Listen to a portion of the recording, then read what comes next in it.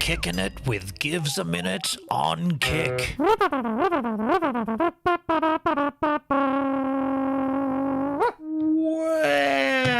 Well, what's crackin', Kick Machine? Kick it and kick. Take it. Oh, these are freaking filthy. Hold on a second. I've got to do something about that. Are they scratched? That can't be a scratch. Tell me that's just a hair.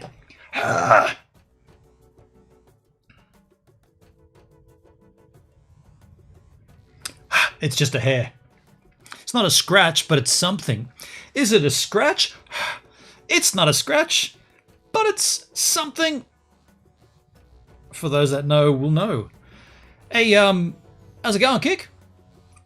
Today, the 14th of April, I just celebrated 5 years on another streaming platform. The platform is DLive.tv, and I've been there for 5 years. And so as a little celebratory measure, I went ahead and made a little video, which I live streamed on DLive exclusively moments ago, to a grand total of 2 people. One of them was me. The other one was unannounced, in that they didn't say anything in the chat. But either way, if you want to go and see that little, I guess it's like an 8-minute, I guess it's like a little 8-minute sort of like happy birthday story, if you like, a little saga. Go and check my replays on DLive. It's actually not me telling the story. I asked AI or ChatGPT to tell the story about GivesAMinute's experience on the blockchain streaming platform DLive.tv, focusing in on some key areas. Like this is how I trained ChatGPT to come out with what it came out with. And I asked it about the BTT staking, the heist. It came up with the word heist, which I thought was pretty unique. The BTT heist, it's in there. It talked about people. What's the freak is on my glasses? It's now that I cleaned them, it's got this big line across them. It came up with like a pretty detailed story about streamers leaving DLive, and of course culminating in my Discord banation. Banation. There's a new word for you. It came up with, well, it talked about that, and I went and animated the story. So the story is an animation. The story is AI telling the story, but I've animated it with hits and misses from my DLive experience for the last 5 years. It's quite an enjoyable watch. NetTV, have you tried out NDI Tools 6 yet? No, I stopped using any NDI sources. I haven't used one in a long while. Yeah, so the point of that video or that live stream was just to say happy birthday, even though I'm not really a member of that platform for a long while now. Like I've been outcast from that platform for a long, long while, and probably the last 2 years. Well, hold on a second. I recall my birthday celebration not last year, so not my 4th year, but my 3rd year.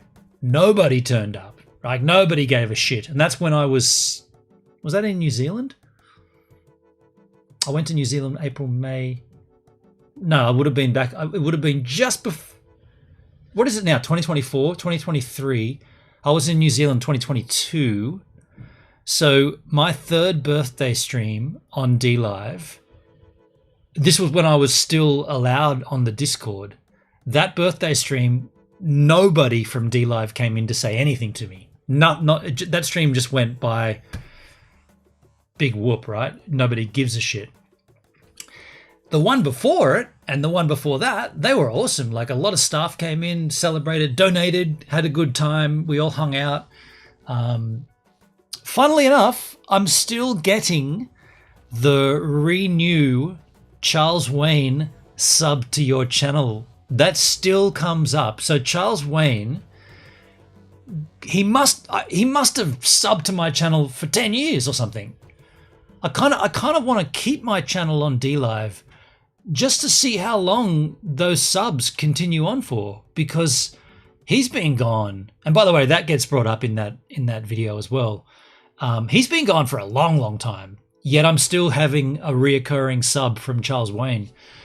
I found that intriguing, or I find that intriguing.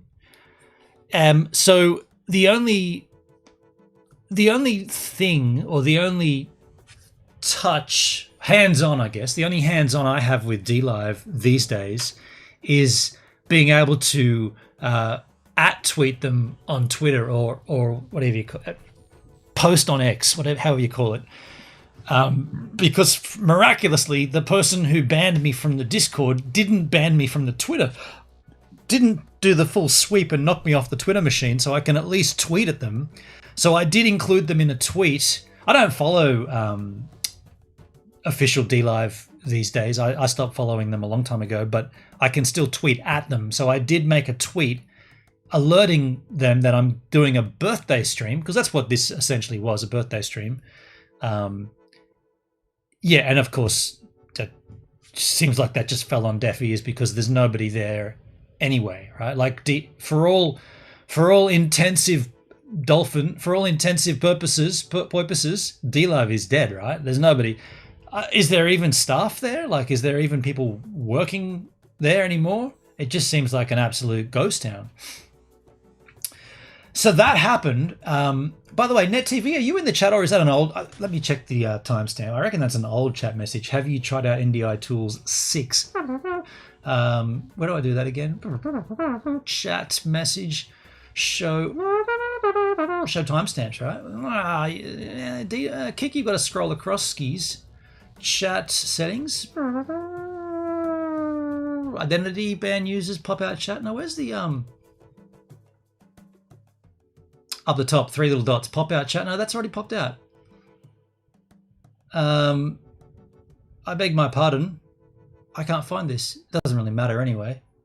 Then it doesn't matter. I don't care. But I guess and NetTV's not here right now.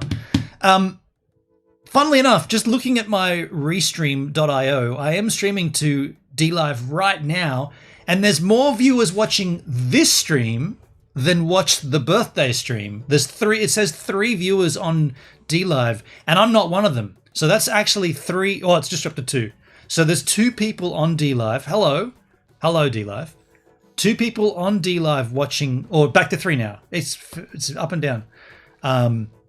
That's 3 or 2 more than it was before, because before, when I watched, just to verify that the stream was up, that was 1 viewer, and it never went past 1. So, what was my point there? I guess it was a short stream. It was only a 7-minute stream. So I guess if you were keen to see it, and you got the notification that I went live, by the time you sort your shit out, you might have missed it because it was only a 8-minute stream. But it is what it is, and I will. I'm going to set that video to live on my channel here on Kick as well. I think that it's a story that should be told, not just on DLive, even though the focus is the platform, and my time on the platform, but we should also focus on it. We should also talk about it. We could even play it here if anybody wanted to see it. They didn't see it. We could play it here, but of course, that would require somebody in the chat saying something. And I see 4 viewers and no one speaking. I don't include NetTV because he's not here. But either way, it is my birthday in terms of streaming. It's my sister's actual birthday tomorrow. She turns 50, but she's sick. So she's going to hold on to 49 for a little while longer. We postponed her birthday because she's ill. I always remember, hey, Jason, how you doing, man? Hey, Jason, how you going, man? Happy birthday. It's not my actual birthday, but I appreciate you saying that. Now, by the way, the chat didn't come up on the screen here. Interesting. Where's my Taos? And by Taos, I mean mouse. Why did the chat not come up on the screen here? Why's my chat? Let me see. Let me see. Came up then. Jason, did your chat comment come up? And now I see 2 viewers on the tubes. I see 3 on DLive. You missed it, DLive. What are you doing over there? Happy birthday, happy stream birthday. Thank you, Jason. Thank you, man. So look, in terms of this stream, I want to have a brew. I've also got some brandy. My niece got me this for Christmas, and I haven't. I mean, I have had some, but I have still to have some more. So that could happen. That will definitely happen. I'm not really into brandy, but I appreciate the gesture. Yeah, I mean, I'll definitely drink it, but not my beverage of choice. I got a homebrew in the fridge, and what I wanted to do on this stream was either take a look at the news. There's been a pretty gnarly incident in Bondi, Australia, Sydney, a shooting or a stabbing. I haven't looked at anything to do with it except for a link that Charlotte put in the chat or in the Discord. It's going to be all over YouTube. We can go and have a good look at that. It's probably a little morbid, probably a little, I don't know. It's not really a birthday kind of thing or a stream celebration, but it is relevant news. We could take a look at that. I've got some Wazoo tabs as well. A whole bunch of tabs up the Wazoo there that we should take a look at, including Toothboy. Or, and this is I always put this out there, we can forego all that crap and we can just have call-ins if anybody wanted to call in to talk about whatever's on their mind. Doesn't always have to be what's on my mind. Of course, you can have a mind as well. It can be your mind on my stream. I don't mind doing that. But then again, of course, for those that are watching and they're not here on Kick, come over to kick.com. And if you haven't already, sign up and then follow the stream. And that way you can chat with us, because I see viewers on other platforms such as YouTube. I see now DLive dropped off went from 4 back down to 1. By the way, how accurate do you think Restream.io numbers are? You can't really faff those numbers, can you? If it says there's numbers, they are the numberses. I see 2 now on YouTube and I see 1 on DLive. I just don't think you can't manipulate the numbers, just like the Botrix view count here on Kick. You can manipulate that. I hear a lot of people complaining about view botting. I don't think I've ever fallen prey to that yet. I don't think that's ever affected me. Touch wood, it doesn't ever affect me, but I see 9 viewers and only 1 person chatting. That is a bit concerning. That is a bit concerning. You know what else is concerning when you think about Kick?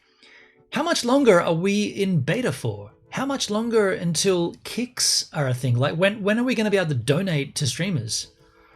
I mean, Kick is run by Stake, right? And Stake is like the largest online crypto gambling casino on the planet.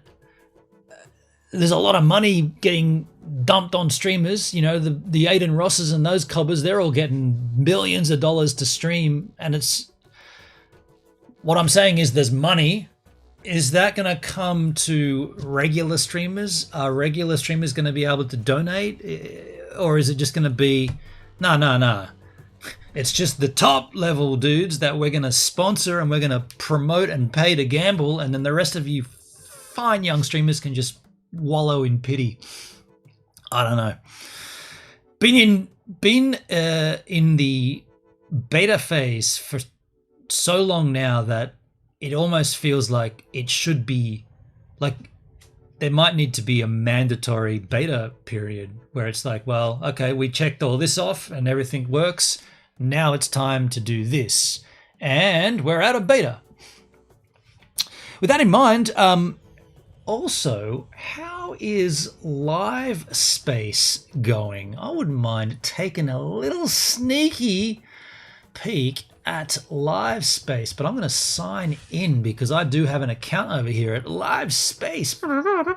Live.spaces. Live Space. Live Space. I'm live there right now. I just wanted to do a little checky. There's a few things I don't like about this. Yeah, there I am, right there. It still says my first stream, so you used to. It's been that way forever. My first stream. I've been live. Hey, I don't know. Been in the. That's got a lot of latency. Holy shitballs. I was talking about that crap ages ago. 20 followers on Live Space, live.space. Oh yeah, this t-shirt. Let me just stop everything and tell you a stupid, unrelated story. See this shirt? It says Heldorado. Heldorado is a venue in continental Spain, but not Spain. Spain is made up of many communities, autonomous regions, I believe they call them.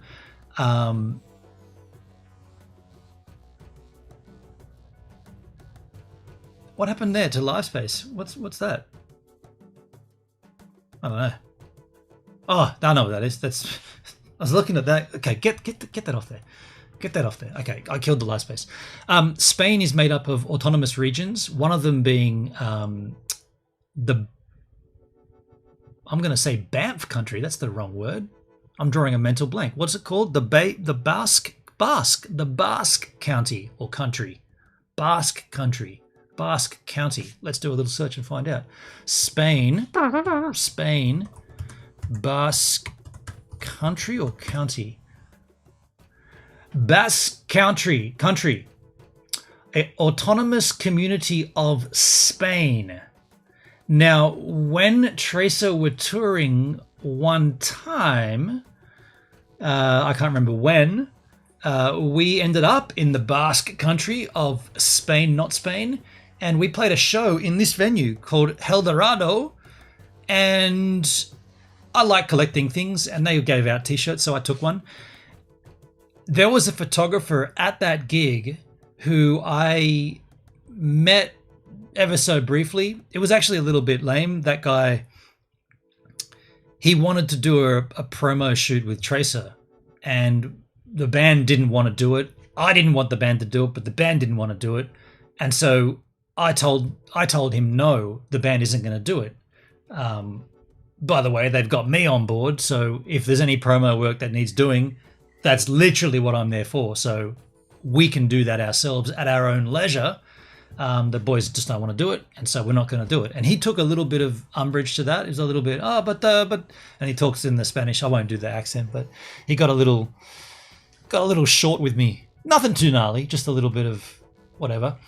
And so that was that. We played that show, then we moved on. I think we went to Catalonia and then played Barcelona. Blah, blah, blah. The point of this is I was at a festival in Sydney. Hey, Netskis, how you doing, Netskis? I want to talk to you about NDI tools in a moment, but good to see you. I was at a festival in Sydney a couple of years ago, probably would have been Good Things Festival, I guess. And this guy comes up to me and he's like, and I was wearing this shirt. He comes up to me and he goes, El Dorado? No shit. Like that's a venue. I'm from that county, or that's not far from where I live. And I'm like, oh, it's in Spain, not Spain, right? And he's like, yeah, the Basque country. And I'm like, yeah. And he's like, when have you been there? And I was like, oh, I was there with a band a number of years ago. And he's like, Tracer? I'm like, yeah. And he's like, he was the guy. He was that guy. He was that dude, that photographer. And no surprises, I met him in a photo pit at a festival in Australia. But he was that dude from all those years ago. And he said to me, I probably wouldn't have recognized you if you weren't wearing this shirt.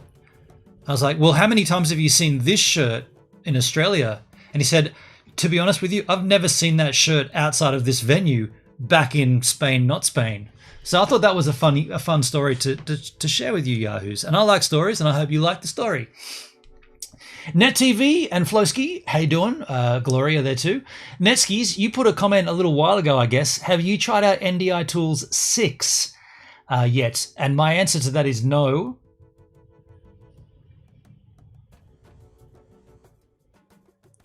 No. I could go on further from there, or I could just leave it at no.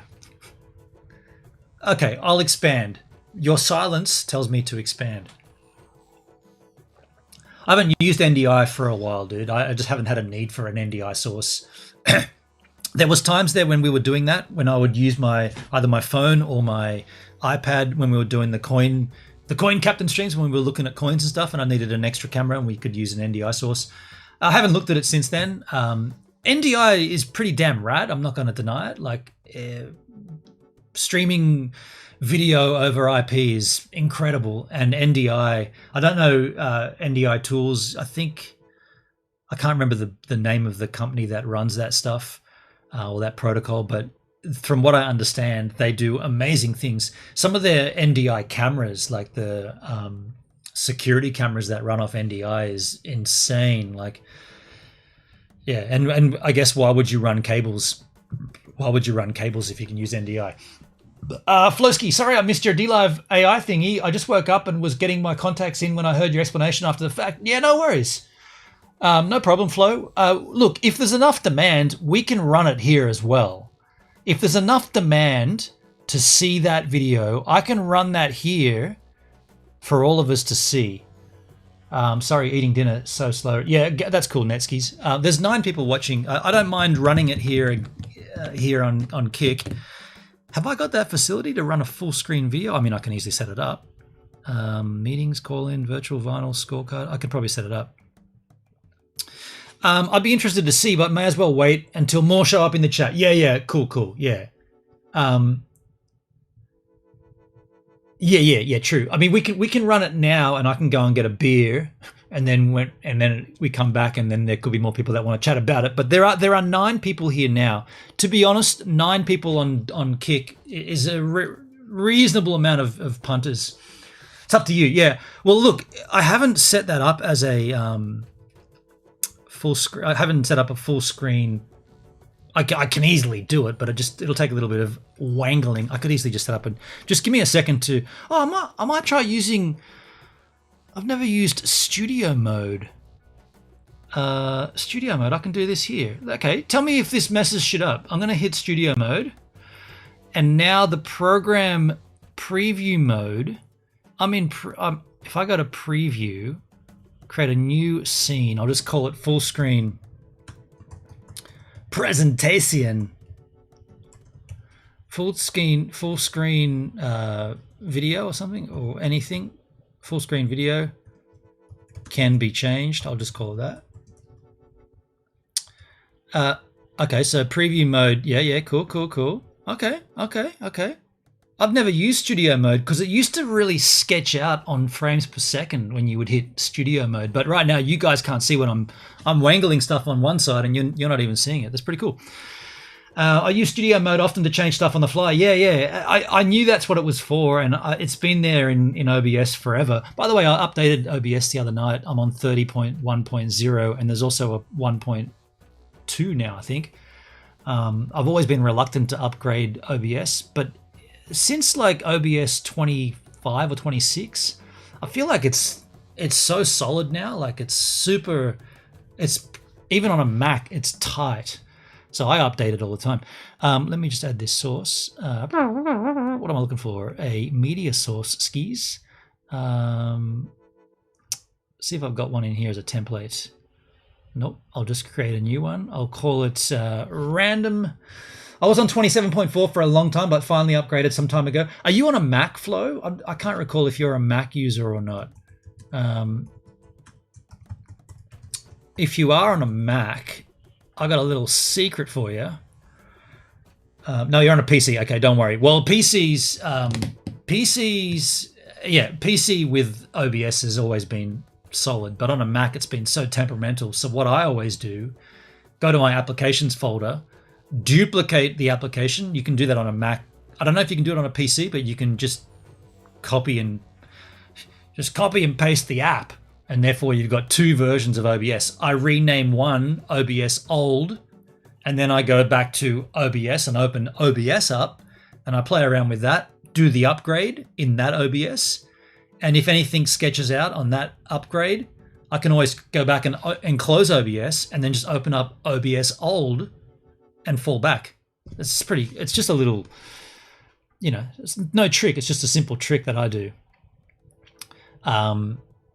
Mainly to prevent any major issues. That's cool. It's possible to have simultaneous installs on PC too, but it's kind of hard to wangle. Yeah, I understand that there's what are the driver library files are always the concern on a PC, isn't it? I don't think Mac's really ever had like issues with driver and DLL files, whatever they are. I remember that back in the day. I'm going to be able to do this pretty easily, actually. Let me just go to my desktop and add this little machine. What's it called again? Oh, I called it that. Okay, so that's... okay. Interesting.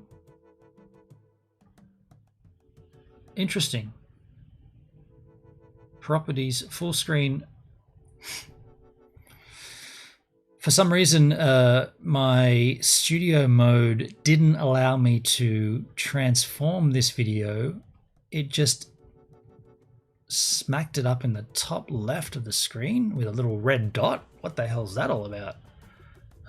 Reset transformation. Don't even know what it's doing. Fucking weirdness. Local file. It's a video. Why is it just not? That's weird, dude.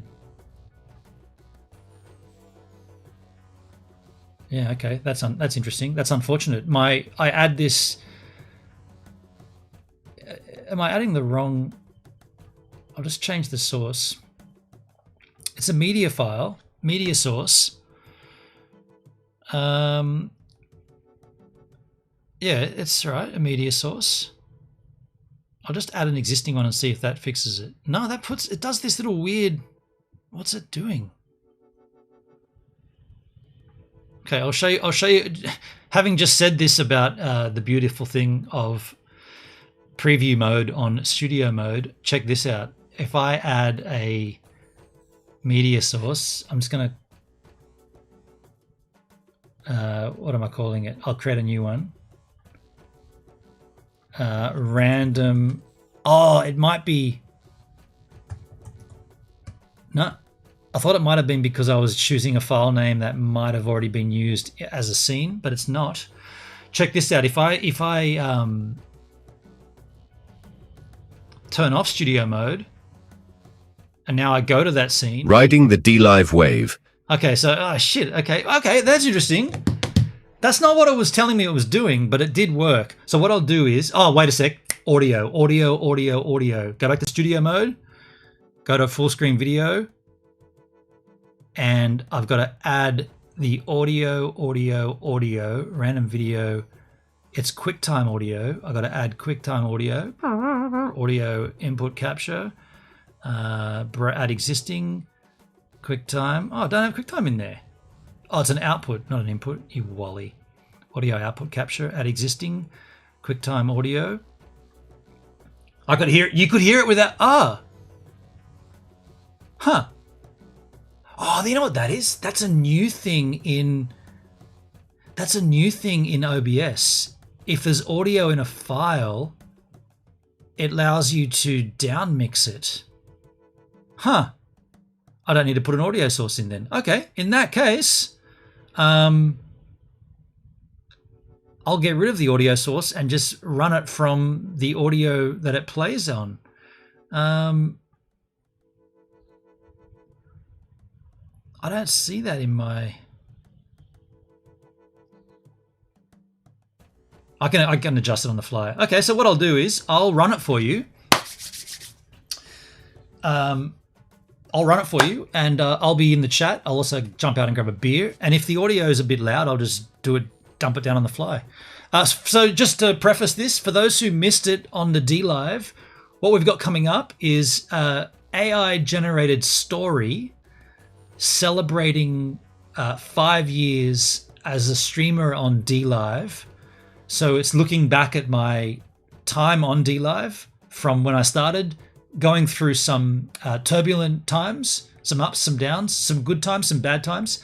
I asked ChatGPT I prompted with a number of requirements, and I wanted it to talk about blockchain streaming. I wanted it to talk about the BTT. It used the term heist. I wouldn't have used that. I wouldn't have chosen that word, but it talks about the BTT staking heist. It talks about streamers leaving. It talks about DLive inattentiveness to listening to streamers. It talks about my banning, my stream being reduced. Or what's the phrase they use? Visibility, reduced visibility. It talks about basically my 5-year history on DLive up until the time when I decided to stop streaming there or stop focusing on streaming there. So again, this is not me telling a story. This is shadow banned. That's the word I was looking for. Thank you, Flosky. Yeah, this is not me telling the story. It's ChatGPT telling the story, which I find this incredible, right? This is an artificial intelligence crawling the internet for the information and coming back with the story. So this information is out there already. It's drawn from multiple sources up until 2021, I believe, and compiled all that together and came back with this story. Now, then I had I had a AI voice read the story, and then I animated the story using parts and pieces and snippets from all over my channel, from the history of my channel, from all the archives, spliced it all together to validate the story or to present an animation for the story. So here we go. Without any further ado, it's called Riding the DLive Wave. GivesAMinute's turbulent time on a blockchain streaming platform. I think that's what it's called anyway. Enjoy. I'll be with you in the chat. Riding the DLive Wave. GivesAMinute's turbulent journey on a blockchain beach. Beneath the sun-drenched skies of an East Coast beach in Australia, a man named Benon Julius William Otto Kerbsch, aka GivesAMinute, rode a wave of online fame. His surfboard was his pulpit, the Tasman Sea his canvas, and DLive, the nascent blockchain-powered streaming platform, his unexpected launchpad. For 5 years, GivesAMinute's channel captivated viewers with a quirky blend of surfing adventures, Australian IRL escapades, Jack Daniels-fueled musings, and cryptocurrency rants, all delivered with a laid-back Aussie charm. However, behind the sun-kissed veneer lurked a story of betrayal, censorship, and the perils of navigating a platform built on shaky technological foundations. GivesAMinute's charm lay in his unfiltered authenticity. His content defied categorization. One day, he'd be surfing pristine waves, offering tips and insights with a salty wisdom. The next, he'd be leaning back in his streaming chair, dissecting the latest Ethereum fork with a bottle of Jack Daniels at his side. He challenged viewers with music cap games, where identifying obscure artists earned a music education seldom found in any book or radio show. With his beloved IRL adventures, dubbed Streaming from Stephen, his viewers traversed the coastal roads and into the highlands, with him often on 10-hour-long road trip camping adventures. This wasn't just entertainment, it was a community. GivesAMinute fostered a tight-knit chat, which often spilt over into DLive's partner Discord server, where discussions, collaborations, and the occasional DM with Tidy, a staff member who unwittingly became the face of DLive, formed the bedrock of his channel. This sense of camaraderie fueled his popularity, drawing in hundreds of viewers, quickly earning him the much-coveted verified partner role within DLive's hierarchy of loved streamers. A one-on-one video call with DLive's CEO and co-founder Charles Wayne only helped solidify what was fast becoming a real sense of belonging. Indeed, GivesAMinute had found his streaming home. The platform, still emerging from its Wild West phase, seemed to embrace his unbridled style, his crypto advocacy, and his willingness to push boundaries. But the idyllic tide soon began to turn. Trolls, emboldened by the platform's lax moderation, unleashed a barrage of abuse and cunning doxing attempts on GivesAMinute, culminating in actual trespass leading to a criminal charge for one of the more docile trolls.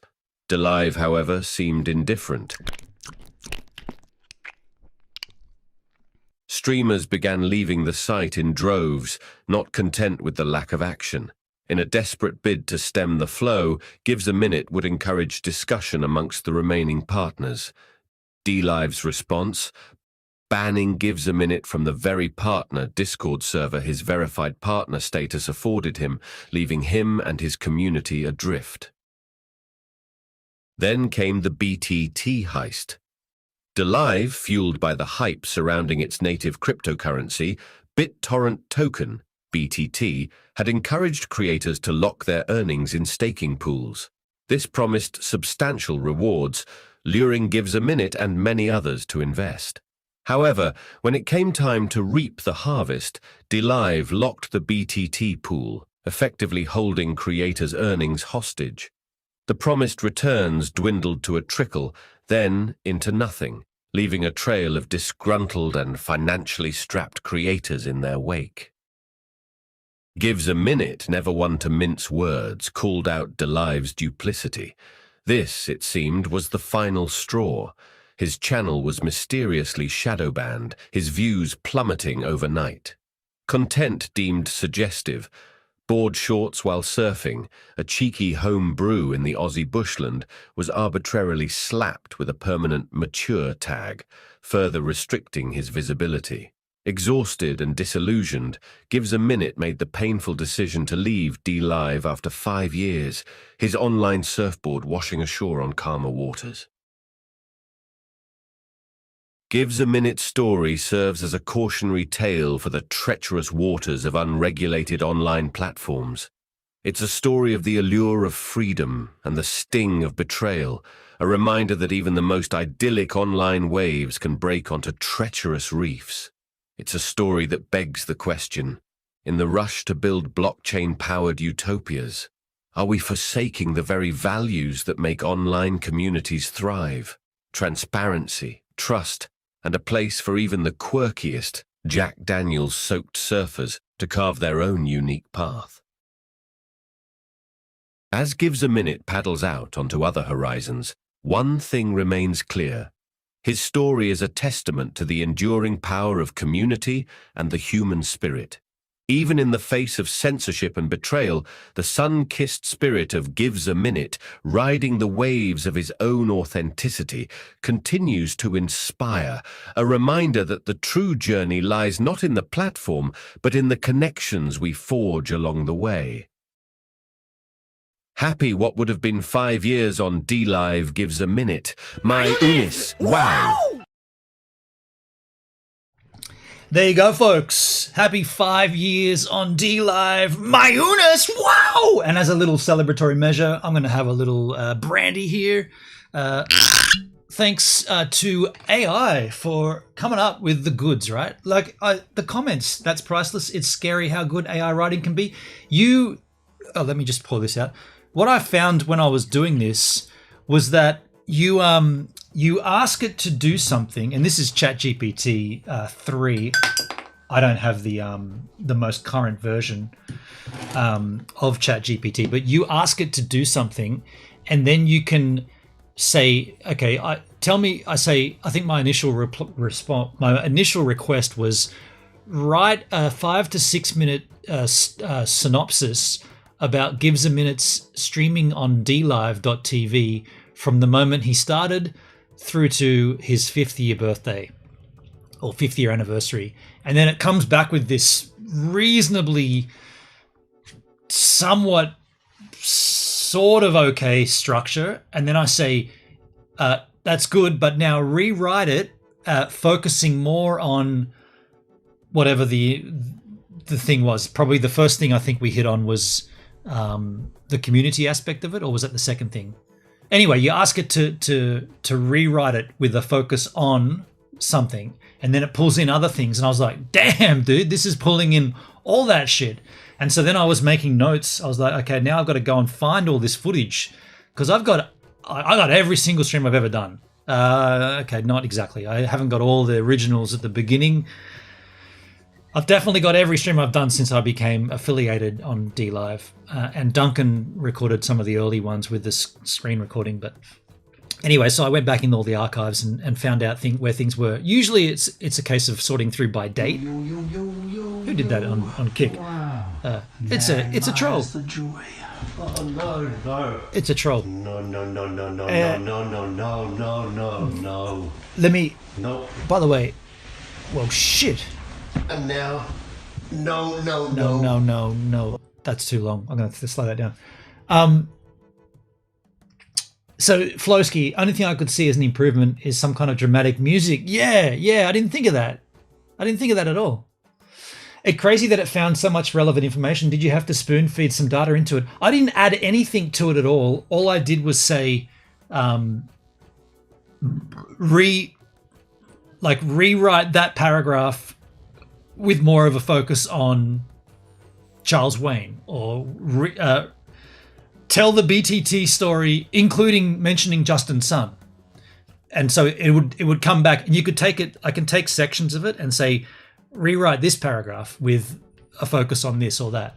Took a while to get it to what I thought was somewhat listenable. I think 6 or 7 minutes is sort of like the maximum duration you'd want. And by the way, that video is going to go live on my YouTube channel in about 2 minutes. So I've uploaded it as a video on my channel as well. Cheers to 5 years on DLive. As my surfboard sets sails on other... What did it say at the end? As my... It used the word nascent. A nascent blockchain streaming platform. Hey Siri, what does nascent mean? Which word? Nascent. N Nascent. A I What? S S Shut up. A N T What are you talking about? O N What the fuck is Siri doing? S C E N What are you spelling it for? T. I asked you what does it mean and it spells it. It gave me 2 different spellings of it. The smartest home speaker available, Siri. Hey Siri, what does nascent mean? I found some web results. I can show them if you ask again from your iPhone. I don't want to ask from my iPhone. I wanted to ask from my home speaker because it's right there. Doesn't work. Load of shit. I don't remember, but it was poetic. Yeah, there was some real poignant moments in that reading from the AI. And I fed, once I had the synopsis as I wanted it, I then fed it into an AI voice generator. And of course, I went straight for, what's his name? Not Neil deGrasse Tyson. What's the other guy that everybody picks to read? Morgan Freeman. And I had Morgan Freeman doing it at first, and I was like, nah, too cornball. So I picked a voice that was sort of sounding official at some sorts.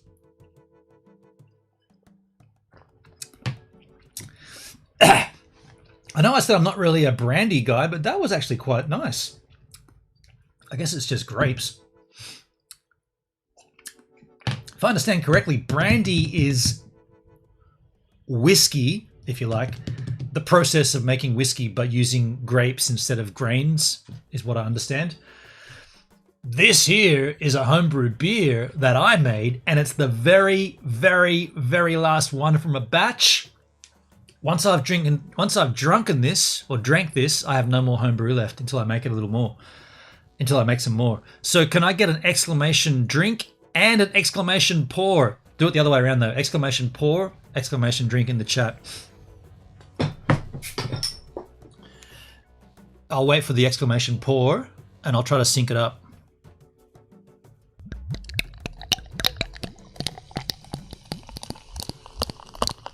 Multiple pourings. Sounds like a Nirvana song. Multiple pourings. Cheers, Netsky. Cheers, Flowski. You guys saw yourselves in that video. Like there was a lot of you were there in a lot of instances. Another pour.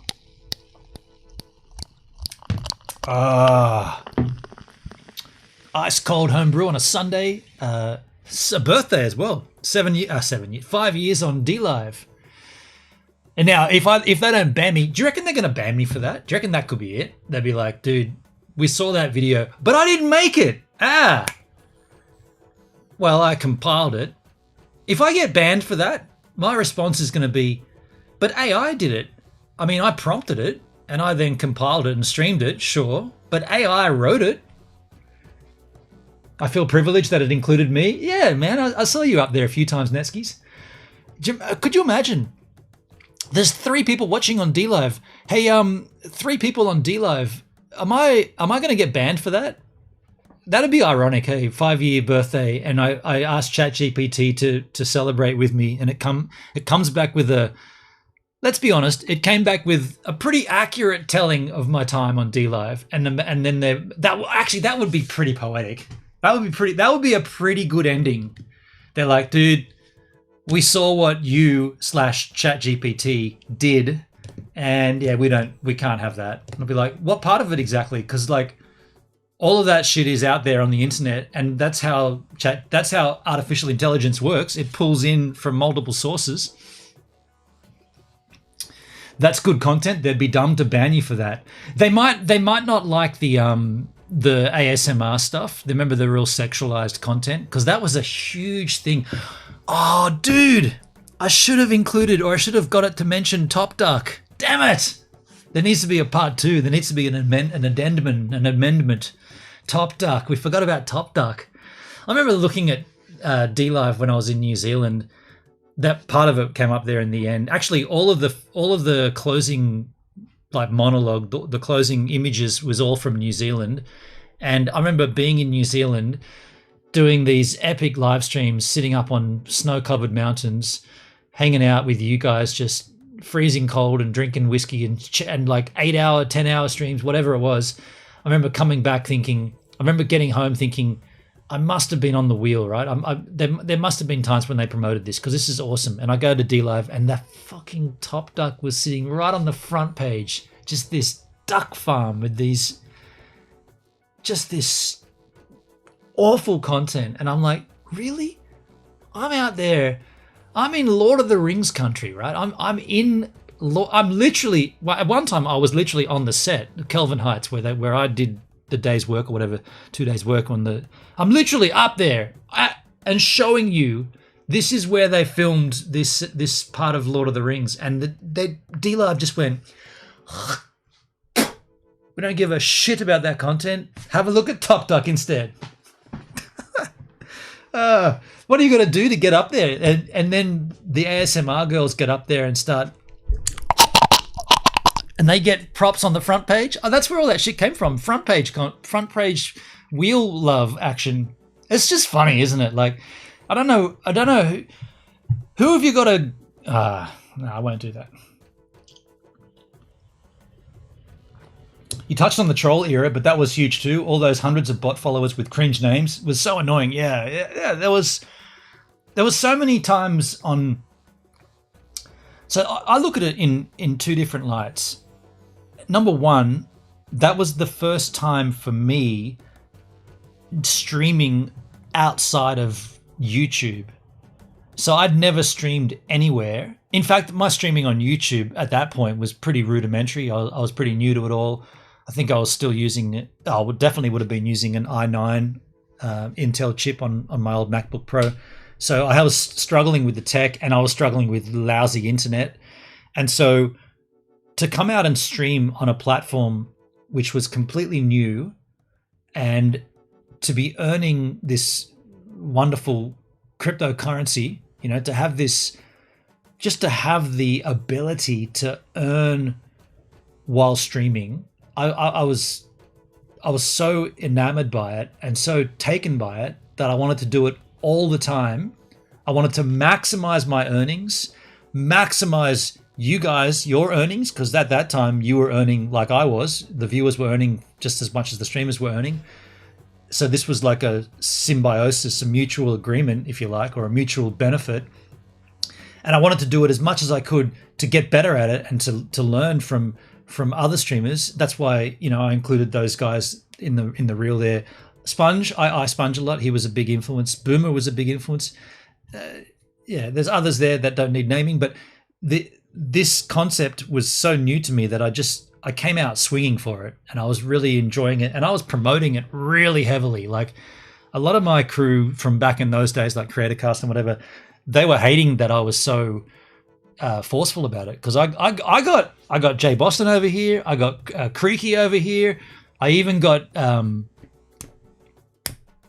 Mark Ensby over here, Xander Round came over here, Danny Black came over. I got all these crew from that crew to at least start, right? To at least give it a shot. And I guess they just didn't quite see the benefit of it at the time. I certainly did. Lino was amazing at the time. But then the trolls kind of came in, and I was in one way I was a bit foolish to entertain the trolls. So I always thought that, well, hang on, the more that they come in and chat, the bigger the pot gets, the bigger the chest gets, and that goes to my viewers at the end of the stream. at the end, or we used to do it on a Sunday, right? Every Sunday. So I was kind of thinking that I'm going to entertain these dickheads because they're actually benefiting my viewers. But it was one time when Benny 12C was like, dude, it's not worth it. That these guys are just complete fuckheads. Like, get them out of here. And when someone in my actual audience told me that, I was like, yeah, you're right. So then I took a different stance on trolls, and I was like, not taking anything, right? And I'm waiting on that Adolf Hitler to come in and say something here, and I'll ban the shit immediately, right? Flosky, I wonder if Sponge is still excited about live space like he was a while back. Yeah. I mean, on the one hand, I've got a lot of respect for I Sponge a lot, and on the other hand, I feel like his naivety. I think he's a bit naive. To what do they say?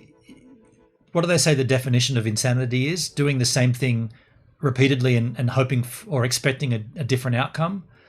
He's done that now on multiple platforms, and each one has panned out the same in terms of it doesn't work, and he just rinse and repeats, change the platform name and come out swinging. Now, arguably, what he's kicking and screaming about is pretty rad. Like live.space certainly has some very, very, very cool features, like intriguingly cool features. For me personally, I've settled on Kick, and I'm pretty content to just keep doing. I am restreaming to live space, but I'm pretty content to do it on Kick. Yeah, there's some things I don't like about live space. There's some things I don't like about Kick as well, but yeah, I just seen that with Sponge. Like it seems a bit disingenuous to come out like so strong for something that you really like. He didn't get employed by live space. He didn't get employed by Kick, right? He didn't get employed by DLive, but yet he came out acting as if he is the official guy, and therefore we should all like put our faith and trust in him and retweet everything he tweets. I've always said you're no offense to any streamers, but you're just streamers. Like, with the exception of like here on Kick, I guess Trainwrecks would be the only exception, right? Because he's an owner of the platform, so that would be the only exception there. And with that in mind, I was just thinking, what about Tidy? Like, what percentage ownership did he have of DLive, if any at all? I don't know. But like Tidy, but I Sponge a lot. No connection to the site aside from I'm streaming on the platform and I like it. And there's plenty of people that do that. So just, I always said, like, know your place.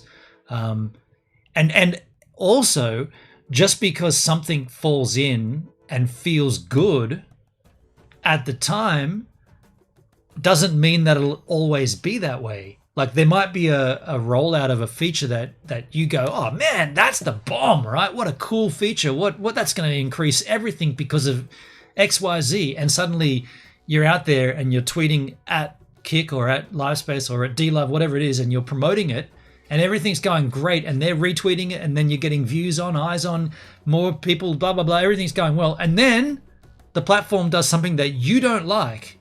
So it's the opposite. So before it was doing the thing that you like and you're promoting the shit out of it, and then it does something that you don't like and you can't have any control over it. So just because you like something before, because it fit in with what you approved and you promoted it and you feel like you're a part of something, then the platform does something the opposite. Now you've got to excommunicate yourself from it because, well, all of a sudden, are you going to still promote the site even though you disagree with what they're saying? Such as crypto streaming, gambling, you know? It's a very fine line to walk down, only because once you start walking down that line, you can't walk back. Hey, Sponge Hendrik, how you doing, man? Sponge changes platforms as often as his underwear. Yeah. Mal Pezzi, how you doing? Mal Pezzi's in the house. Mal Pezzi's in Australia. Hell yeah. Hendrik, did you see the video we're talking about? Did you see the my 5-year anniversary video on DLive. Malpezzi, did you see it as well? I don't mind replaying it. Aussie, Aussie, Aussie. Oi, oi, oi. Yeah, so that's all I'll say about that. Like, if you're going to come out swinging for a thing that you don't have any control or ownership of, you've got to be willing, you've got to be aware that things might go sour and it might change. And then are you still going to come out swinging, or are you going to cut your ties with it? Because I feel like, yeah, I don't think Sponge is live at all anymore. I haven't seen him for a while. Have not seen it. Okay, there's one person who hasn't seen it. Malpezzi, did you see the video we're talking about? It's a 7-minute AI generated. Okay, you haven't seen it either. Okay, well, are we going to roll it again? I'm down for it. We'll catch things we didn't catch before. So just so that Malpezzi and Hendrik know what we're about to watch, and anybody else that might be swinging in and not saying anything in the chat, we are going to be seeing a video that highlights my 5-year anniversary on DLive as told by AI. So ChatGPT is telling the story. I've obviously fed the ChatGPT generator. I've fed keywords and momentous key moments and well, I'm going to say the word token for some reason. That's not the word I meant, but there's key moments that I've obviously encouraged ChatGPT to return with. But the story is written by a computer. I didn't write this, but what I did do was I took animation. So I took existing streams, and when they're telling something about the thing, I've animated it with, sometimes with stock footage, sometimes with previous streams, just to celebrate my 5 years on DLive. It's called Riding the DLive Wave. GivesAMinute's turbulent journey on a blockchain streaming platform. I think that's what it's called. I'm going to run it in full screen. I'll be here with you Yahoos in the chat. Enjoy and charge your glass. There'll be no donations or anything during this. So just enjoy the full screen presentation. I'll be right back. It runs for about 6 minutes. Riding the DLive Wave. GivesAMinute's turbulent journey on a blockchain beach. Beneath the sun-drenched skies of an East Coast beach in Australia, a man named Benon Julius William Otto Kerbsch, aka GivesAMinute, rode a wave of online fame. His surfboard was his pulpit, the Tasman Sea his canvas, and DLive, the nascent blockchain-powered streaming platform, his unexpected launchpad. For 5 years, GivesAMinute's channel captivated viewers with a quirky blend of surfing adventures, Australian IRL escapades, Jack Daniels-fueled musings, and cryptocurrency rants, all delivered with a laid-back Aussie charm. However, behind the sun-kissed veneer lurked a story of betrayal, censorship, and the perils of navigating a platform built on shaky technological foundations. GivesAMinute's charm lay in his unfiltered authenticity. His content defied categorization. One day, he'd be surfing pristine waves, offering tips and insights with a salty wisdom. The next, he'd be leaning back in his streaming chair, dissecting the latest Ethereum fork with a bottle of Jack Daniels at his side. He challenged viewers with music cap games, where identifying obscure artists earned a music education seldom found in any book or radio show. With his beloved IRL adventures, dubbed Streaming from Stephen, his viewers traversed the coastal roads and into the highlands, with him often on 10-hour-long road trip camping adventures. This wasn't just entertainment, it was a community. GivesAMinute fostered a tight-knit chat, which often spilt over into DLive's partner Discord server, where discussions, collaborations, and the occasional DM with Tidy, a staff member who unwittingly became the face of DLive, formed the bedrock of his channel. This sense of camaraderie fueled his popularity, drawing in hundreds of viewers, quickly earning him the much-coveted verified partner role within DLive's hierarchy of loved streamers. A one-on-one video call with DLive CEO and co-founder Charles Wayne only helped solidify what was fast becoming a real sense of belonging. Indeed, GivesAMinute had found his streaming home. The platform, still emerging from its Wild West phase, seemed to embrace his unbridled style, his crypto advocacy, and his willingness to push boundaries. But the idyllic tide soon began to turn. Trolls, emboldened by the platform's lax moderation, unleashed a barrage of abuse and cunning doxing attempts on GivesAMinute, culminating in actual trespass leading to a criminal charge for one of the more docile trolls. DLive, however, seemed indifferent. Streamers began leaving the site in droves, not content with the lack of action. In a desperate bid to stem the flow, GivesAMinute would encourage discussion amongst the remaining partners. DLive's response? Banning GivesAMinute from the very partner Discord server his verified partner status afforded him, leaving him and his community adrift. Then came the BTT heist. DLive, fueled by the hype surrounding its native cryptocurrency, BitTorrent token, BTT, had encouraged creators to lock their earnings in staking pools. This promised substantial rewards, luring GivesAMinute and many others to invest. However, when it came time to reap the harvest, DLive locked the BTT pool, effectively holding creators' earnings hostage. The promised returns dwindled to a trickle, then into nothing, leaving a trail of disgruntled and financially strapped creators in their wake. GivesAMinute, never one to mince words, called out DLive's duplicity. This, it seemed, was the final straw. His channel was mysteriously shadow-banned, his views plummeting overnight. Content deemed suggestive. Board shorts while surfing, a cheeky home brew in the Aussie bushland, was arbitrarily slapped with a permanent mature tag, further restricting his visibility. Exhausted and disillusioned, GivesAMinute made the painful decision to leave DLive after 5 years, his online surfboard washing ashore on calmer waters. GivesAMinute's story serves as a cautionary tale for the treacherous waters of unregulated online platforms. It's a story of the allure of freedom and the sting of betrayal, a reminder that even the most idyllic online waves can break onto treacherous reefs. It's a story that begs the question, in the rush to build blockchain-powered utopias, are we forsaking the very values that make online communities thrive? Transparency, trust, and a place for even the quirkiest, Jack Daniels-soaked surfers to carve their own unique path. As GivesAMinute paddles out onto other horizons, one thing remains clear. His story is a testament to the enduring power of community and the human spirit.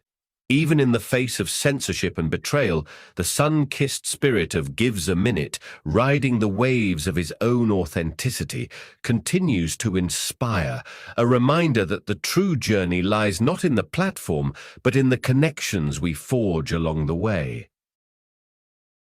Happy what would have been 5 years on DLive GivesAMinute. My unis, wow! There you go, folks. Yeah, there's some pretty bold verbiage in there. His online surfboard. What did that say? His online surfboard washing up on a foreign beach or something. That's like if you were ever thinking that I wrote it, there's no way I could have written that shit. Right? That's artificial intelligence writing that crap. The JD soaked surfer. Yeah, that Jack Daniels soaked surfer. Yeah. Good one. Yeah, Hendrik. Yeah, I mean, I'm enjoying watching that a few times. You know, like it's just it is a good memory. As bad as it all was, like there was some times there when it was terrible, like really terrible. The trolling in particular, all that shit was not nice to go. That was not a nice avenue to go down. But just seeing it all packaged together like that, it's a fond memory, a fond time, yeah, and good symbolism, right. But do you guys think what do you think? What would happen, or is it possible that DLive would ban me entirely because of that video? Is that what I'm gonna? Is there a potential for that to happen? Do you think DLive saying, "Well, we can't have that. We can't have you doing that on our platform." Because my argument obviously would be, but it's not me, it's AI that wrote that. I mean, it's a solid argument, is it not? I didn't do it. Google did it. Google, you're banned from DLive. I don't know. In the old days, no way. They used to embrace authenticity and truth. Now, who knows? Yeah, right. Good point. Yeah. They'll probably put it on their YouTube channel. Yeah. The biggest sting, that was a word that got used there, the sting of betrayal. That's a great phrase. The biggest sting that I felt was when they locked the BTT staking rewards. That was because I was new to crypto. Well, at that point I wouldn't say I was new, but I was in the overriding sort of arch. I was definitely a noob, and I was very, very, very well aware of the phrase, not your keys, not your crypto. And so I didn't logically conclude that a platform can also be considered an exchange. Because if you take your crypto tokens and you lock them into a contract, it doesn't matter where that happens, you're essentially giving your crypto to somebody else with the expectation of profit. And so in the Hex ecosystem, it's very clear that they teach you never do that. Never give your crypto to somebody else expecting a return. Funnily enough, then they also talk about staking, which is exactly doing that, but you're not talking about a particular middleman, you're talking about a smart contract. On DLive, you're literally giving your tokens to Justin Sun, and you're expecting him to do the right thing and then pay you an APY and give them back. And DLive, for 8 months, locked that shit down and said, nah, you can't touch it. And I'm just telling it to you because I was the only person, actually not, sorry, that's wrong. There was one other person, I can't remember their name. There was one person in the Discord that was also very concerned about it, and they were speaking up as well. I don't think they were a streamer though. I think they were just a staker.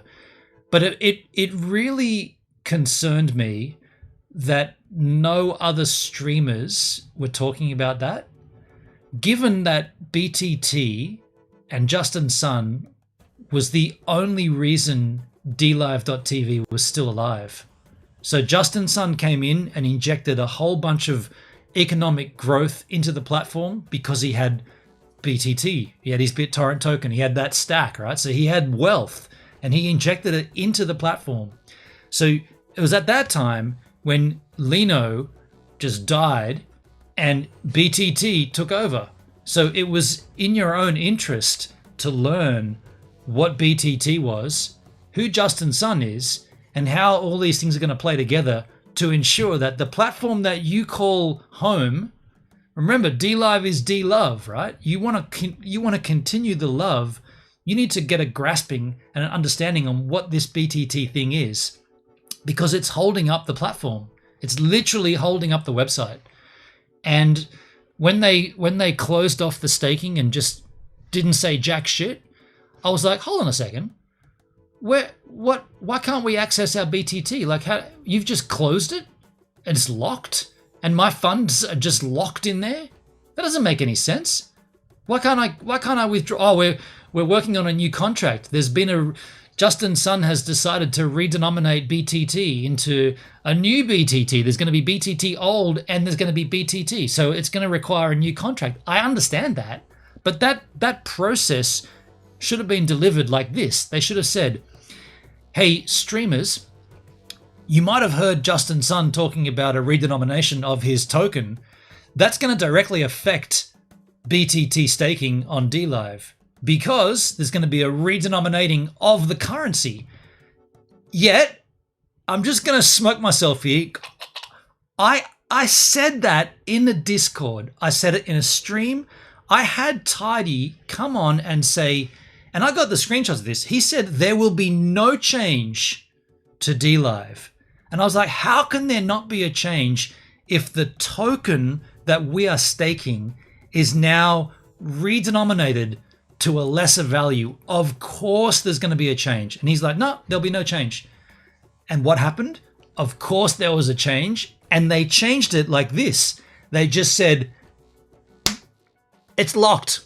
You can't access it. We're working on a new contract. They didn't say, hey guys, heads up, we're going to be changing things. If you want to take it all out now, you've got 7 days to take it all out.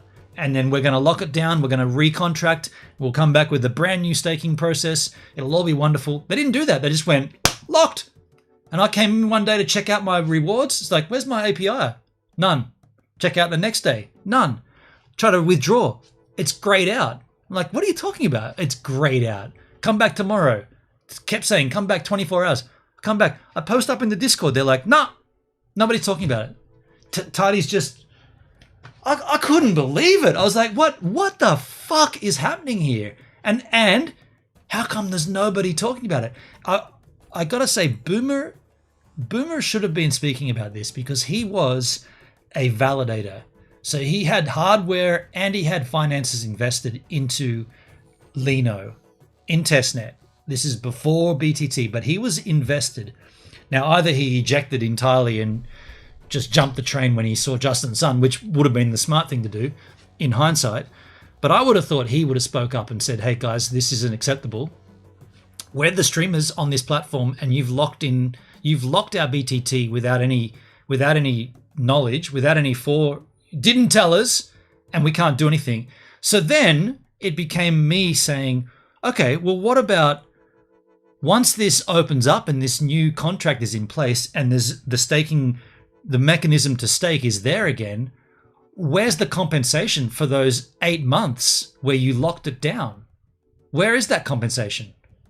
And that's in that video, right? That's in that video because it's documented across the internet. In that video, the screenshots of the Discord, before I got banned, they were saying, if you held BTT stakes on DLive, fill in this Google form and we will escalate this process to have compensation paid out. I filled that form in like I'm assuming other streamers would have done, and nothing happened from it. Nothing. There wasn't even a response that you'd submitted the form or, hey, we understand this is a financial investment and we equate what's going on. We'll get back. Nothing. Just complete radio silence. So I'm in the Discord and I'm asking the questions. I'm in New Zealand at this point, just doing my streams and everything, having a good time over there, working and holidaying and streaming. And I'm there going, wait, what about do we have any idea of what's going on with the BTT stakes? Where's the compensation? And that's what the screenshots are in that video. Everybody fucking flamed me in that Discord. Other streamers were like, shut the fuck up, GivesAMinute. This is too much, man. You're repeating yourself. Like, because it's money. It's the money that we earned streaming on the platform. They stole it from us. They stole it underneath. We were doing the thing to keep the platform built and they just took the money and nobody gave a shit. And then when I got banned, I was like, oh, now I can't ask any questions in the public sphere, so I'll DM Tidy. So I go and DM him, a person who had DM'd me a handful of times in the past, often off his own back. When I had my issues with trolls, Tidy would often DM me, hey man, just dropping in to see if you're okay, man. I haven't seen you or whatever. Just, UK, Australia time zones, just making sure you're good. I was like, hey dude, thanks for checking in. I'm going fine. And I sent him copies of the police reports and all this stuff. There was what I thought was an open discourse between the face of DLive and a streamer that was having issues, in that case with trolling. So when they banned me from the Discord, my next response was obviously I'll go directly to Tidy and say, hey man, can we keep this chain going? I want to get my money back. He ghosted me. Just let me run. No response. Not once. I was like, fuck. What's the saying at that point? You've either been, you've full.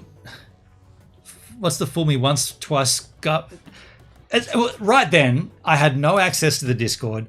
Tidy would not and he never did. Tidy was a no-go.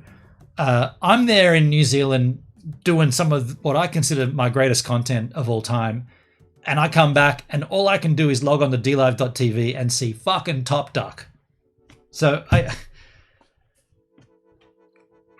a very strange experience. And even to this day, never been paid, never been compensated for those. They opened up the new smart contract. They said, okay, here's the new staking contract. Here's how you withdraw your BTT old, which was actually BTT redenominated. Here's how you withdraw it. Here's how you restake it. Fuck no. And here's what we're going to do going forward. Now, I got to tell you, that staking contract, that lasted a grand total of about 3 months. And then all of a sudden there was an announcement from DLive.tv saying there's no more staking on BTT. Even with this new contract. Going forward, there's no more staking. So it was like, okay, so for 8 months you locked that shit down. So we didn't earn an APR at all. You never compensated us for those 8 months. When you finally came back with a new contract, we could withdraw. Thank you very much. I fucking oath did. You could reinvest. Hell no. And then within 3 months, if you had reinvested, it was all over. They just pulled the contract.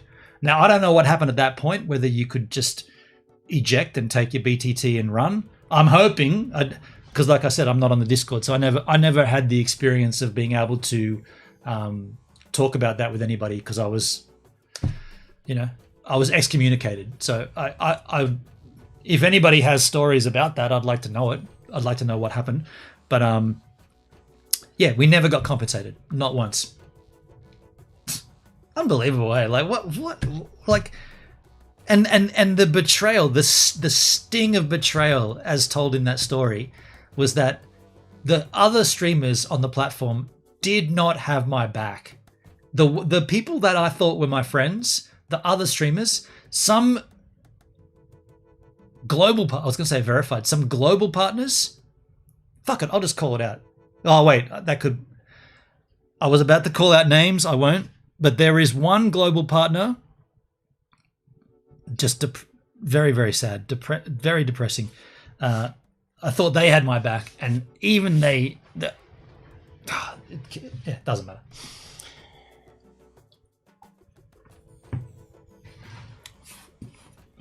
Imagine that, though. Imagine going from PewDiePie, the biggest live streamer on YouTube, coming out saying, hey guys, I've contracted with this new platform called DLive.tv. It's a great place for you as a streamer to earn an income. It's called a Lino. You can earn Lino by streaming. And get this, as you stream, your viewers also earn Lino. Uh-huh. Well, run that back go back and run that by me again, PewDiePie, you little genius. Are you telling me if I start streaming, I'm going to earn this currency and my audience is going to earn? What? That doesn't make sense. Well, it sure enough did. And that's what I refer to as the golden days of DLive. When PewDiePie came out with that video, that to me was a game changer. This concept of DLive.tv with Lino in testnet, phenomenal. Like absolutely incredible. Like such a cool concept, unique. No one had done it before. Well, maybe DTube. What was no, not Cos. That's a bit more recent. There were definitely what's it called? What's the blogger? There's a blog space where you could upvote things and earn their currency. Damn it. I had a friend who was right into it, and he was just posting stories. It wasn't video; it was just stories and photos. Anyway, the point that I'm getting at was that when PewDiePie came out with his video announcing his contract with DLive, I didn't give a fuck who PewDiePie. I mean, I know who he is, but I didn't give a fuck. But the point was that he was telling us about this platform, and it was exciting and it was young, and it was a chance to get in on the ground floor and stake your claim. And so I damn well did. And I tried to get everybody into it because it was a chance to imagine every time you watched a YouTube video, you were paid. I know that sounds crazy, right? Like, doesn't that just sound stupid? Oh, what? I'm going to search up how do you change the rocker cover in a Mitsubishi Delica, and I'm going to get paid to watch that video? Duh. That's what it was. That's what DLive was at the start. You would earn by watching, and I would earn by streaming. So, of course, the more I streamed, the more I earned, and the more you guys earn. So that's why I did daily content for like fucking years, because it was perfect. And that's why I have a portfolio of cryptocurrency, which includes a whole Bitcoin. Not that that came from DLive, but a good portion of that Bitcoin came from DLive. Bless, right? Bless. Like completely, like that's incredible. And the point I'm making in this rant is that to go from as good as that was to as shit as it became, including the streamers that were there at the start slamming me for asking those questions about how shit this is going, it doesn't make any sense that it could go so bad. But it did. And coincidentally, and in hindsight, it all was around the time of Justin Sun. Just saying, right?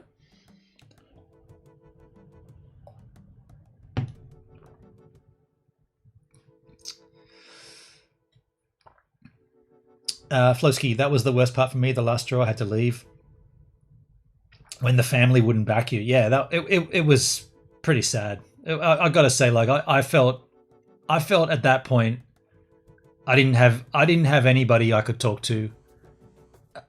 Whereas before, I literally had a one-on-one with the CEO of the platform, and now all I was asking for is the confidence of fellow streamers, and I didn't even have that. So I went from having a direct line into Charles Wayne and a direct line into Tidy to having neither of those two things, because Charles Wayne had ejected and Tidy was just ghosting me, to not even being able to talk to any streamers because they all thought I was just a ranting lunatic. Good morning, coffee, top duck, over repeat, pineapple on pizza, repeat. And yet when it came down to they're fucking stealing, they're literally stealing money from you. Top duck, coffee, good morning, coffee, pineapple pizzas, top duck. Rinse and repeat over and over and over. And at that point too, I was pretty busy in New Zealand, so I couldn't really engage as much as I wanted to with it because I was working a big job and I was trying to stream as well. It was just, yeah. So then there was a gaping hole that needed to be filled. And I'm not suggesting Kick.com is that filling, because it seems like Kick.com is leaning heavily to paying the big gambling streamers, and that's it. Like I don't think there's no room for the small guys. Like I'm a small guy, and they're not really concerned with me. But even still, I feel better streaming here than I do on DLive. Flowski, Odyssey kind of did that too, but the amount is so small, it's meaningless. I see that the platform is in failing. Yeah, there was a time then when you'd earn library credits from watching content, and it would be a couple of library credits every couple of days. Now I don't even, like, I think I've been sitting on like 80.2 or something for like 7 months, something. Based on that Verge story about Justin Sun, maybe the staff were being threatened not to talk, but who knows? Yeah, I mean, I gotta say this too. This should be concerning to any DLive streamer, and I said these exact words back in the day, but it should concern you that Justin Sun not once ever in any of his live streams, because I watched all of them when I was there. Like I'm not so sure with more recent, but definitely in the not even the acquisition phase, but even when BTT bought. When Justin Sun bought DLive, there were multiple streams that he did. He didn't even mention DLive. He never once said the words DLive.tv. He said, in very, very sketchy words, he said the future of live streaming is decentralized blockchain peer-to-peer live streaming. Peer-to-peer, which is not DLive.tv. The peer-to-peer one was DLive.org, the protocol, which you downloaded and you became a node. So you download this package and you start your stream up, or you start up the package and then you're the node. Direct peer-to-peer communication streaming. That's what DLive was promoting heavily for a long while. Justin Sun was promoting that heavily for a long while.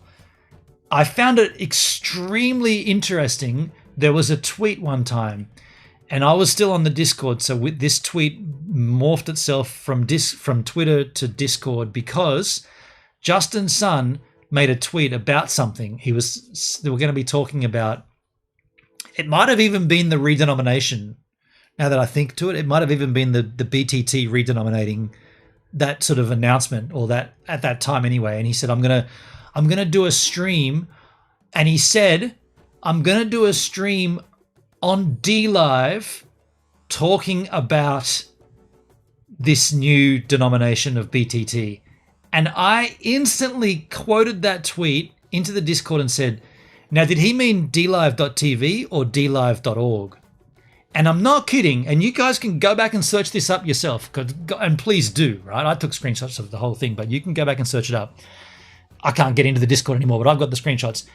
I got fucking flamed from fellow partners saying, "What? Of course it's going to be on DLive.tv. He's the owner of the platform. Where else do you think he'd do it?" And I said, he'll probably do it on DLive.org, the protocol. More than likely, because he said the future of live streaming is decentralized blockchain peer-to-peer live streaming. He said those words, and I quoted that, and I said, I'm just asking to try to work out how I can watch this content, because, well, first of all, the protocol only worked on a PC. It didn't work on a Mac. So if I'm going to dedicate my time to watching the CEO of the platform talk about the platform in the finances on the platform, so the BTT, the thing that makes the platform run, I really want to see that.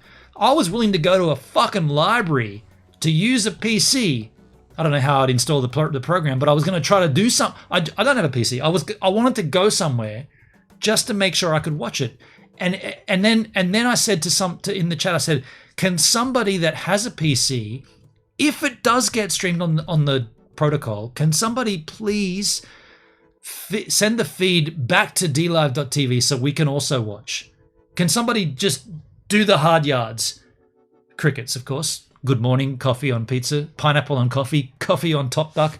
No, like, and the point I'm making is that all I did was ask, where is Justin Sun going to stream this? And I said, my gut instinct tells me it's going to be on the .org. And people were like, you fucking idiot. GivesAMinute, shut the fuck up, man. Fuck you. Why would you even ask that? He owns the platform. And I'm just saying, where do you think it got streamed? Where do you think this story ends? He fucking streamed it on DLive.org, the protocol. He streamed it on DLive.org, the protocol, peer-to-peer streaming. He didn't mention DLive.tv once in that thing. And I was in the Discord going, is anybody going to apologize? Is anybody going to have even a microcosm of integrity and come in and say, hey, Gives, you kind of had something there, man. We all flamed you for that, but you were on the money, right? He didn't do it on DLive. Yeah, you were right. No. Didn't nobody said shit. And I was like, far out, man. This platform, this is your guy. Justin Sun's your guy at the top, and look at all of you behind, you people underneath him. What? Like, does nobody care anymore? Like, this was the thing that PewDiePie raved about. Okay, we're so far extruded from that. We're nowhere near what that is anymore, but this is still DLive, right? Fuck. Wouldn't believe it. And by the way, just to extrapolate the story to the end, what do you think happened to DLive.org? It's gone. It's gone. It's not a thing. It didn't last. It didn't even start, really. It's gone. They pulled the pin. I'm in that Discord. I still have access to the DLive.protocol or the DLive protocol Discord. Mind you, they closed it, but I still have it. I just kept it for some reason. I'm like, it's the only DLive Discord I'm allowed in, and it's the one that they shut down. Isn't it? Aren't we? Am I the only one that finds all this stuff, like this whole conversation, that this is baffling, right? Like, especially when it's concerning your money. Like, you literally, your money, your BTT, which upfronts the website, is what we're talking about, and nobody gives a shit. That's fucking baffling, eh? I always thought, and I said this a few times, I always thought that there must have been massive whales, like crypto whales, that invested in BTT staking on DLive. So I as a streamer, I was the one. Well, I said there was one other. I can't remember their name. There was one other person who was in the Discord. I don't think they were a streamer, but I was definitely the only one of the streamers that was saying anything. Right? I was the only one talking up or speaking up. But there must have been whales in the crypto sphere that were equally as pissed at this. There must have been, because my stake was quite small in percentage wise, right? Like my pool of the resources was very small, right? Considering there was millionaires, billionaires investing. And I just wonder, is there a Discord or a Telegram of those investors that were flaming Justin Sun and DLive at the time of this redenomination and the staking pools being locked and all that stuff? Was there conversation that we didn't know of, and it's those whales having that conversation? Because if I was kicking up a fuss, and we're only talking about $35,000 worth, all told, and I don't mind saying this, like you guys all saw me with it anyway, but I think it actually was more. It was about 38,000. All told, I came out with about 38K. So that's small, right? In terms of crypto, there would have been millionaires doing the same thing, and they must have been livid at the time. If I was as anxious and as concerned as I was, they would have been fucking kicking at doors and shit.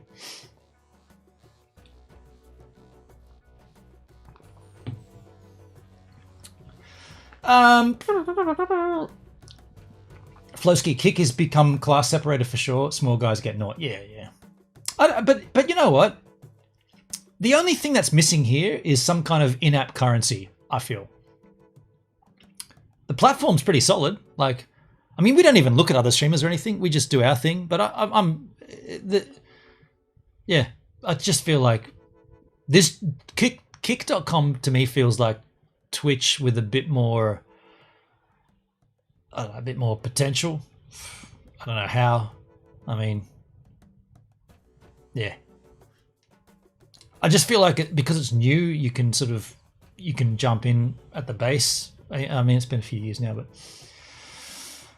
Flowski, there is no idyllic platform. I just decided not to have a home, just stream everywhere. Yeah. The .org was a joke. I can't even find it. It's dark web. Oh yeah, it's okay. So there's nothing wrong with decentralized blockchain peer-to-peer streaming.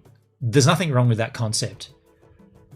The problem is when Justin Sun purchased DLive, he purchased DLive.tv and then he rolled out the .org as well. So there's, and he said it, right? He, like I said, he never once mentioned .tv. He only talked about .org.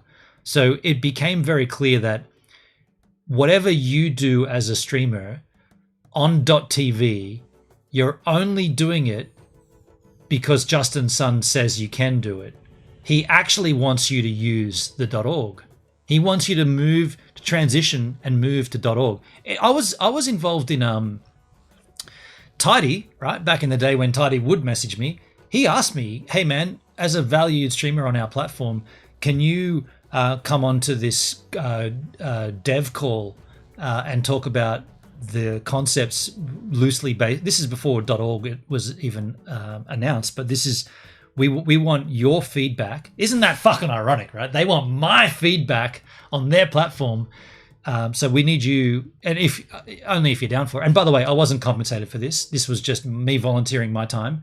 Can you come onto a call with two of the devs from one of the DLive projects? I was like, oh wow, because it was the way it was told to me was, or the way it was explained to me was something good things are coming, right? Something good is coming. And so, do you want to be involved at the? And I was like, yeah. I want to be involved. I want to be involved at the grassroots. What have we got going? What? So I got on this call with two of the devs. I can't remember their names, and it was obviously well, I didn't record it. I probably should have. Even just having a phone up recording it, just to get a document of it, would have been probably beneficial. I didn't do that, but I don't know. I don't know if they recorded it, but I sat in this call. And it was, obviously it was about the .org and decentralized. And they were asking me questions about like, what are my concerns? What are my thoughts? What would you stream there? And I was like, well, are you telling me that anybody can stream anything without any moderation? Like, is that, because that seemed like what they were saying. It's like, you don't have any rules. So, like, what about, like, mass terrorism and pedophilia and shit? Like, there's got to be some kind of guiding principles. I don't know. There'll be some moderation. So then it's not decentralized, right? Like on the one hand, you got a good thing, decentralized, no ownership, right? No control mechanism. But on the other hand, there's a whole bunch of fuckwits out there that are going to take that and run with it, and they're going to start streaming mass terrorism and like the guy that streamed the New Zealand all that shit, right? So I was like, there needs to be something in place, right? And they're like, yeah, well, we're going to work on that. So what I'm getting at is that I was involved in that. And then I remember, I could probably dig up the emails too. Then there was an email from the dev team, and I was like, they said, we would like you to check out one of the beta versions of the protocol. And I was like, okay, cool. And they're like, okay, just open this exe. And I was like, I'm a Mac user. It's like, oh, okay, well, Mac, we're going to have a Mac version sometime. That never happened.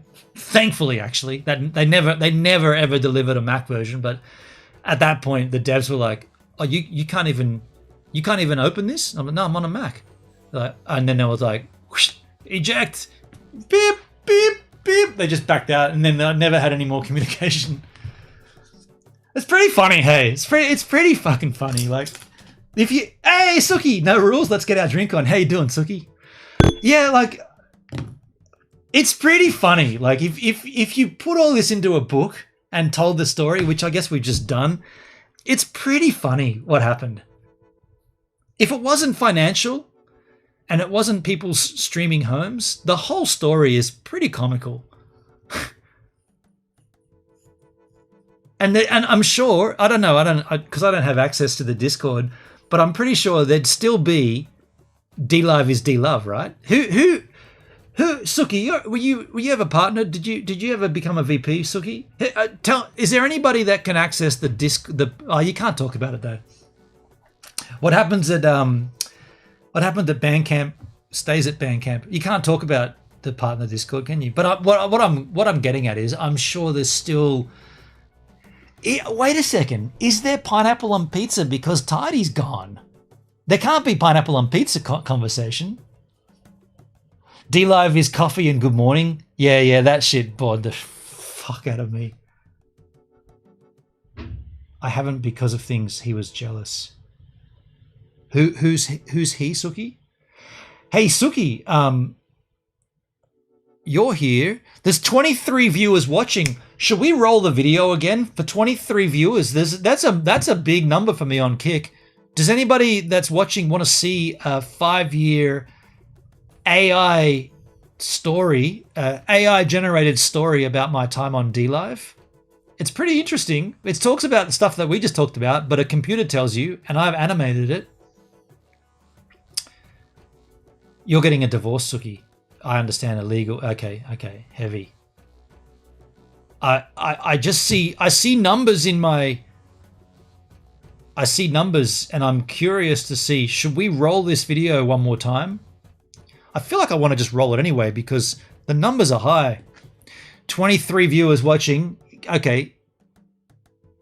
Suki, you're having a hard time. I want to roll this. Suki, this might help take your mind off it. This goes for 6 minutes. It's my history of DLive. Enjoy. I'll be with you in the chat. Riding the DLive Wave gives a minute's turbulent journey on a blockchain beach. Beneath the sun-drenched skies of an East Coast beach in Australia, a man named Benon Julius William Otto Kerbsch, aka GivesAMinute, rode a wave of online fame. His surfboard was his pulpit, the Tasman Sea his canvas, and DLive, the nascent blockchain-powered streaming platform, his unexpected launchpad. For 5 years, GivesAMinute's channel captivated viewers with a quirky blend of surfing adventures, Australian IRL escapades, Jack Daniels-fueled musings, and cryptocurrency rants, all delivered with a laid-back Aussie charm. However, behind the sun-kissed veneer lurked a story of betrayal, censorship, and the perils of navigating a platform built on shaky technological foundations. GivesAMinute's charm lay in his unfiltered authenticity. His content defied categorization. One day, he'd be surfing pristine waves, offering tips and insights with a salty wisdom. The next, he'd be leaning back in his streaming chair, dissecting the latest Ethereum fork with a bottle of Jack Daniels at his side.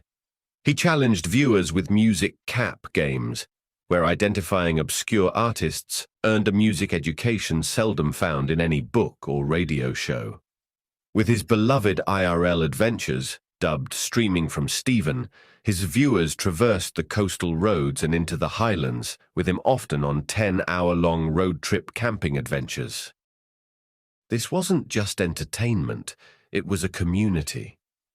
GivesAMinute fostered a tight-knit chat, which often spilt over into DLive's partner Discord server, where discussions, collaborations, and the occasional DM with Tidy, a staff member who unwittingly became the face of DLive, formed the bedrock of his channel. This sense of camaraderie fueled his popularity, drawing in hundreds of viewers, quickly earning him the much-coveted verified partner role within DLive's hierarchy of loved streamers. A one-on-one video call with DLive CEO and co-founder Charles Wayne only helped solidify what was fast becoming a real sense of belonging. Indeed, GivesAMinute had found his streaming home. The platform, still emerging from its Wild West phase, seemed to embrace his unbridled style, his crypto advocacy, and his willingness to push boundaries. But the idyllic tide soon began to turn.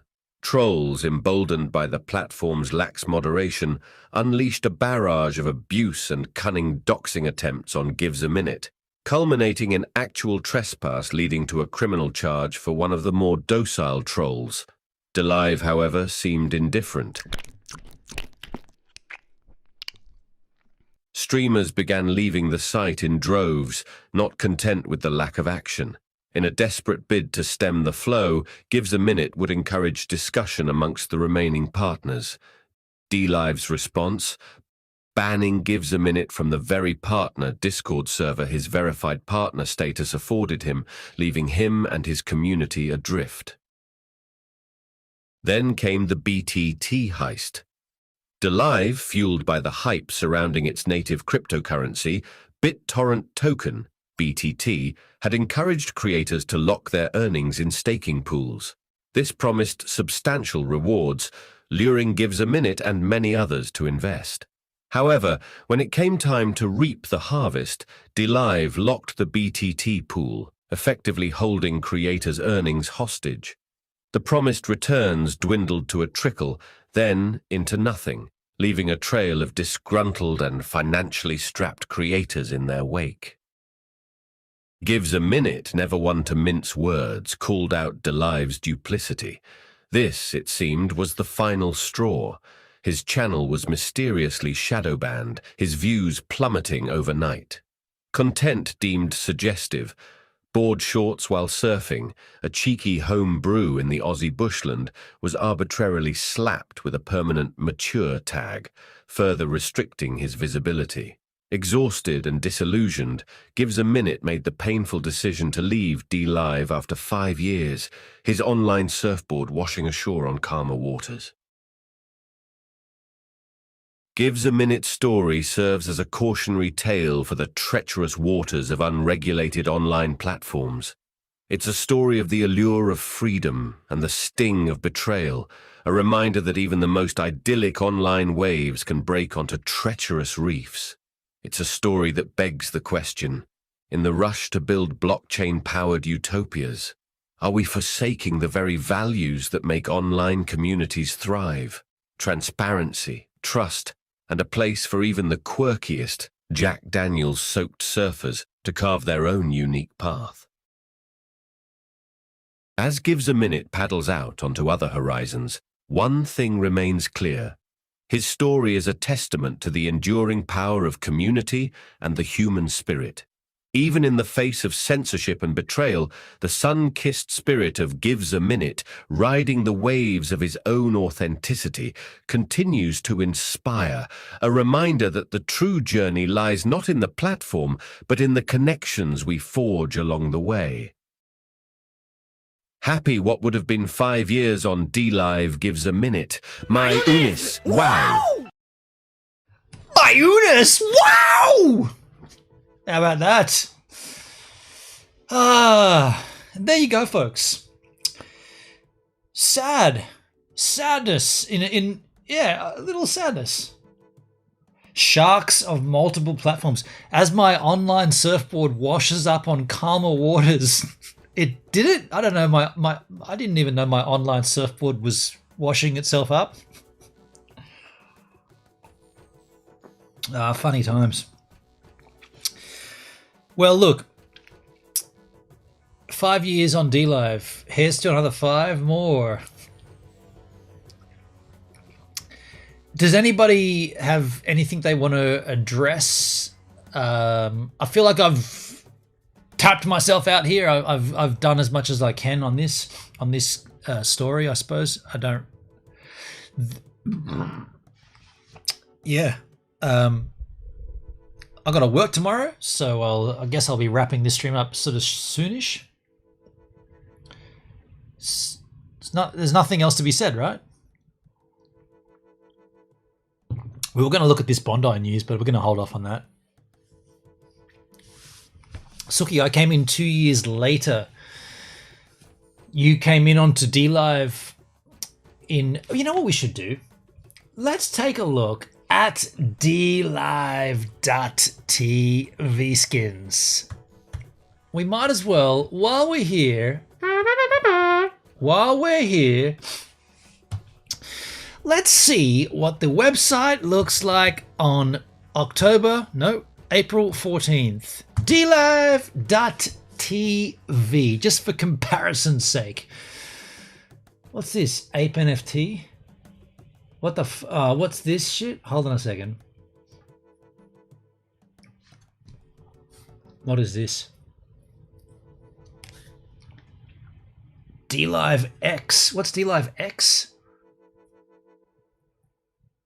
What's DLive X?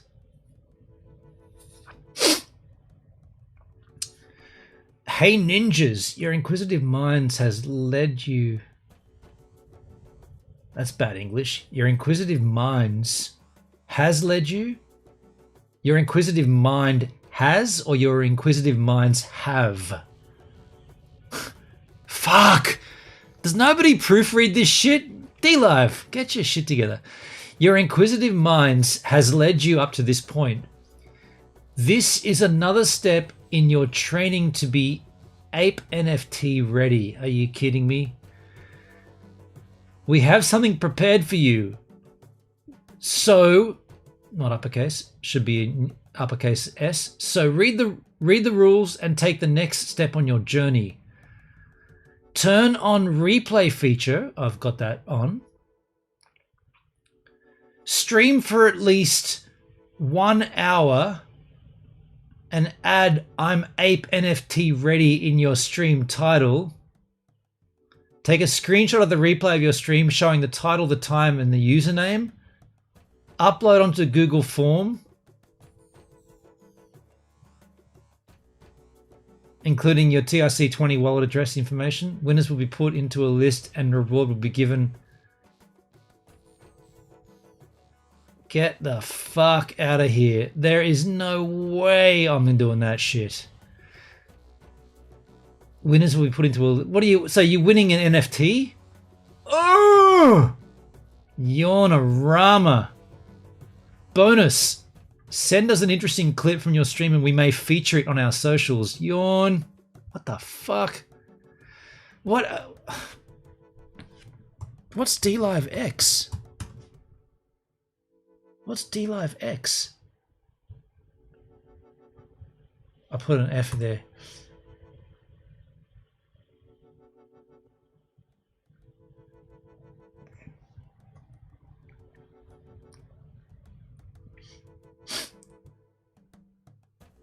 Why does it say DLive X? DLive, is that, should that be an ampersand? DLive and Ape NFT? What is Ape NFT? Have you looked into whatever Ape? Yeah, exactly. That's Flowski. You're one step ahead of me, dude. Ape NFT. So it's already listed. It's a marketplace.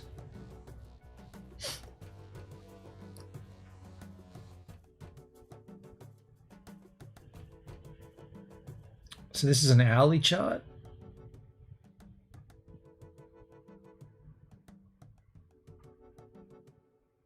Ben, ever heard of Seether, the band? Yes, I have.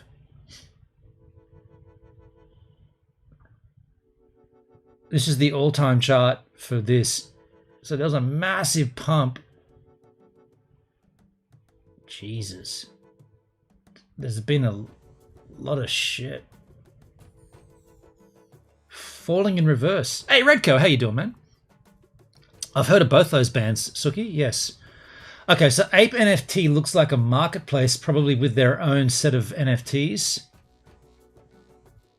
Is it Bored Ape Yacht Club on the Tron chain? Is that what's going on here?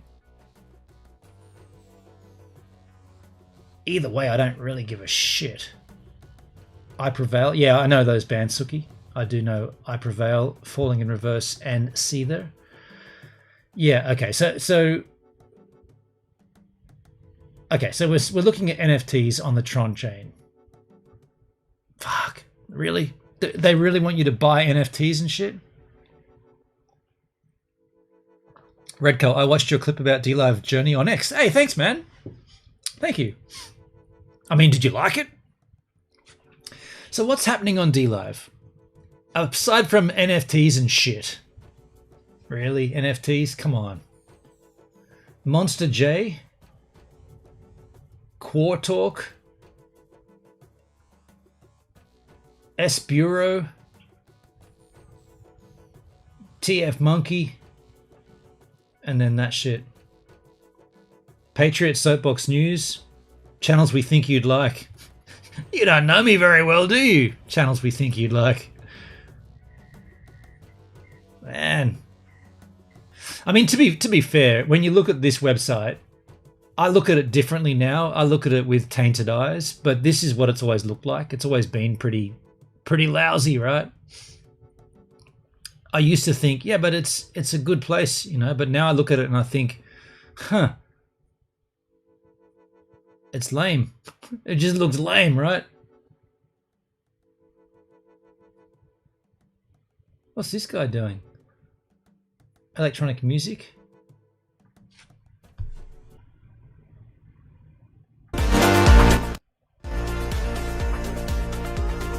No offense, but that looks pretty lame. I mean, it looks good, but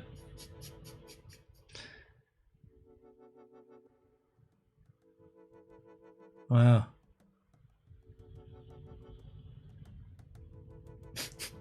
I mean, let's just enjoy this gentleman rocking back and forth.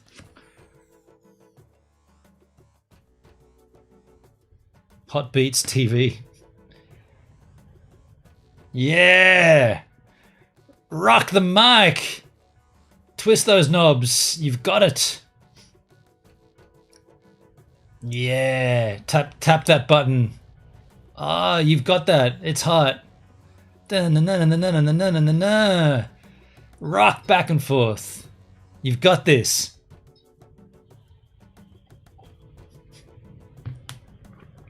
Ah, I can't. Let's take a look at the hero board.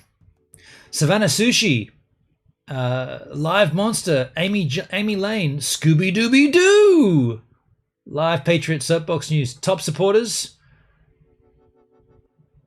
Dr. Fate, Jay Winch, Monster J, Dragon. What a load of shit that is. Twist proper or you're out. Tap that foot. I mean, fair enough, he's doing it in a scenic location. You better put those headphones on, man. Yeah, you better, what, okay, why would you need headphones? I guess he's queuing in another song, right? He puts one ear off because he needs to hear the crowd roar.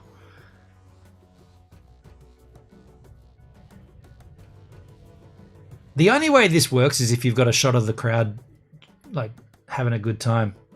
Because right now we just see a dude in a pink shirt in front of a big rock. 3 German streamers are streaming from Tanzania in Africa. That's so stupid, hey? I mean, it's better than Top Duck. Speaking of which, where is Top Duck? Is Top Duck no longer a thing on DLive? It was. How was it spelt? Was it spelt D-U-K or D-U-C-K? Is Top Duck gone? I think Top Duck's gone, folks. Are you seeing what I'm seeing? Top Duck is gone.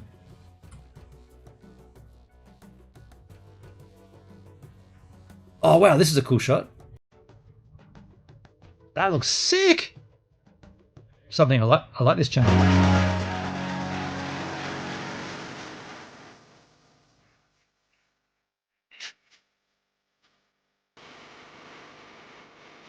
Wow.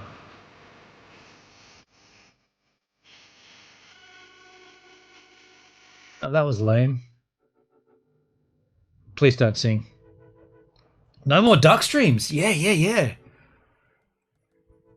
Oh, I gotta say, this is incredible content. Follower only chat? Fine. I gotta follow this channel to follow to chat. Okay, I'll follow. How do I follow again? Here. GivesAMinute just followed. This is incredible. You need to follow for 1 hour. Okay. I'll unfollow then.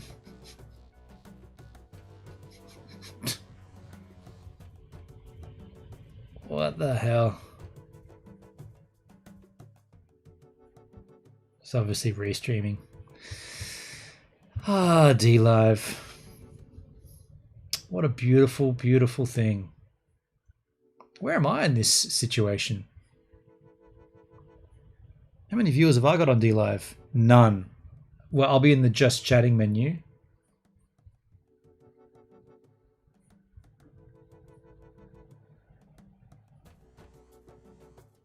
Oh, I still get this little banner on the side here. Superstar.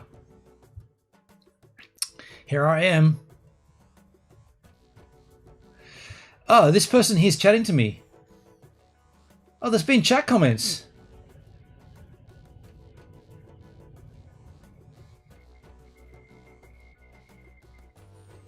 Porker time. Hello. Dammy, cheers. Net TV is my kick link. Thank you, Netsky. I appreciate you doing that, dude. Maria Madness. I have to unfollow now. No worries. DLive has changed. They won't care. Justin is gone and DLive is now a P2P platform. Things are much different. How can it be a... Hey, Maria, are you still watching? Maria, how can it be a P2P platform? How can it be peer-to-peer? You're literally streaming through a centralized server. It's called DLive.tv. How can it be a peer-to-peer stream? Maria says it's a ghost town. I agree. You got to move on, Gives. I've moved on. All right, I've moved on. Who is Maria Who is Maria Madness? Visit channel. Who are you, Maria? You're a verified partner. Suki's got a split. No worries, Suki. Who is Maria? And he recognizes her talent and he wants her on All That immediately. Hi, everyone. It's me, Amanda. Amanda was absolutely natural. Her timing was impeccable. What is she just broadcasting some shit? Physical. Then when a bully picked on me at school, I discovered that music. I better be careful. She looks like she's just broadcasting a documentary. Last live 5 days ago. My name is Maria and this is my madness. I have an extensive background in politics. I'm a former campaign manager for Dan Bongino and have worked closely with him during his political run for the 12 years.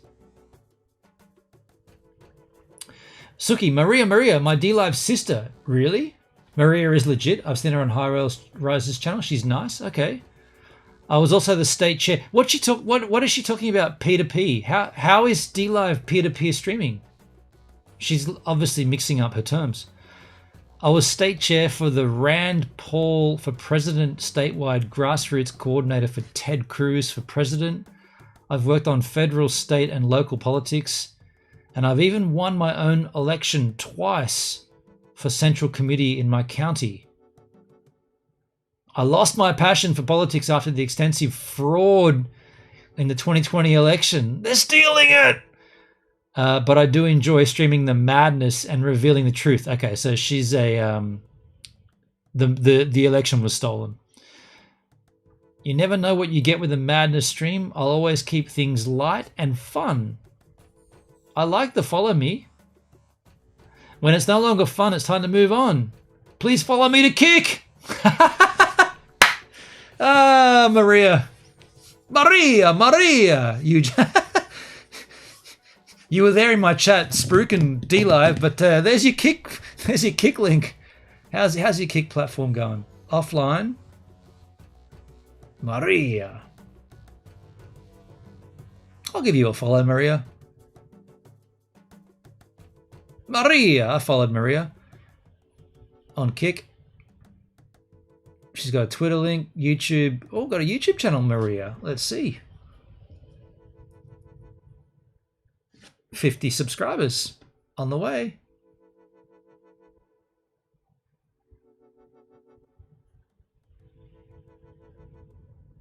"2020, Clinton claimed a stolen election." 2020?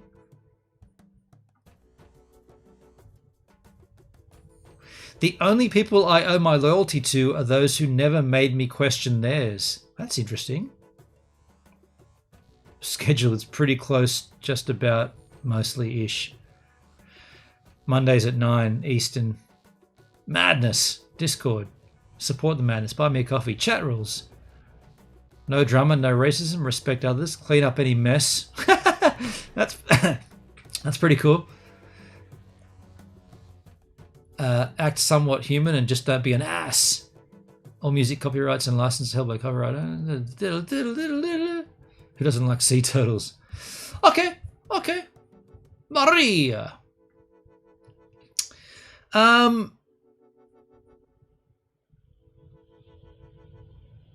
Poker Time. Maria, he's now stalking you. Hello, Poker Time. Ah.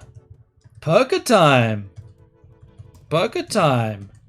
Is this Alan Jams? Alan Jams, right? I don't think following is stalking, but whatever. How can following someone be considered stalking? You know, she literally came in and dropped comments in my stream and told me about DLive, and I respond and go and follow her on Kick, which is where we're streaming, and that gets considered stalking. Poker Time. I would have said it on Kick, but I'm banned. Yeah. We banned your ass. Yeah, man. We banned your ass. We banned your loser ass. Sweet dreams. Thank you, Suki. Yeah, you too. Hope things are. I know you've got stuff to talk about. We'll open the mics next time for you if you need it, Suki.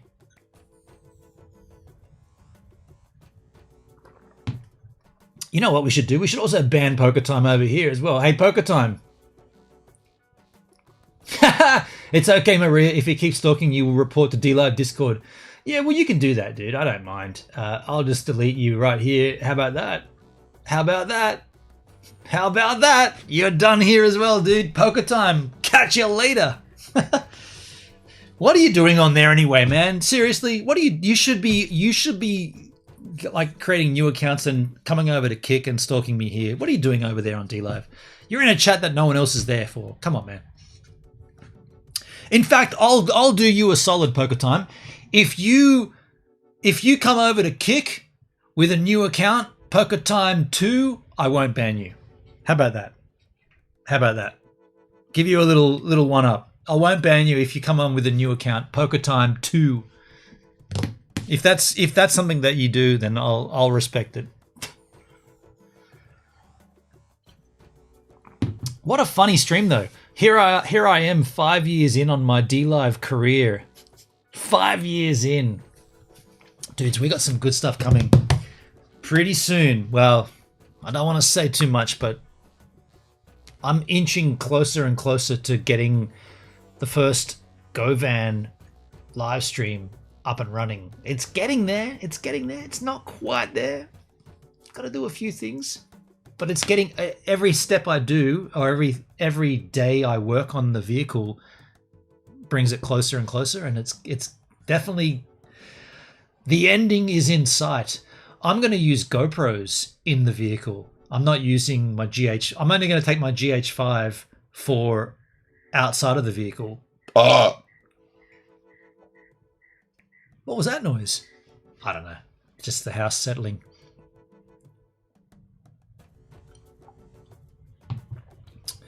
And I'm excited by that.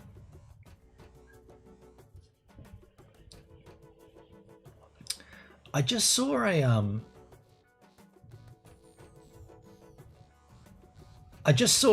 just a quick side note. I just saw on DLive donate via crypto, and I wanted to just check. Oh, you can donate with the Ape NFTs, USDD, Wrapped Bitcoin, and Wrapped Ethereum, and USDT was always there, but USDD, interesting. Yeah, right. So there's a few more ways to donate. Flowski, got to go make some food. Good chatting with you. Yeah, cool, Flo. And thank you for being here. I appreciate it. Go and do your thing. I'm going to wrap this up here anyway. I've got to drop more homebrew here. I'll wrap this stream up when we finish this homebrew, because that's the last of the brew, and it's 5 years on DLive. So we'll end it after this. Does anybody want to bring anything else up before we wrap this out? By the way, this stream, I'll keep this up on YouTube as well. This will be a 5 year stream, sort of. You know, I don't often keep my VODs for my Kick streams on YouTube, but I'll keep this one up. I feel like it's been a good one. You know, we've had a good conversation. There's been good chatting. There's been good numbers in terms of what I get on Kick. Redco, Justin's son still owns DLive. Is that a fact, is it? Let's find out, dude, because I don't know. I don't know, dude.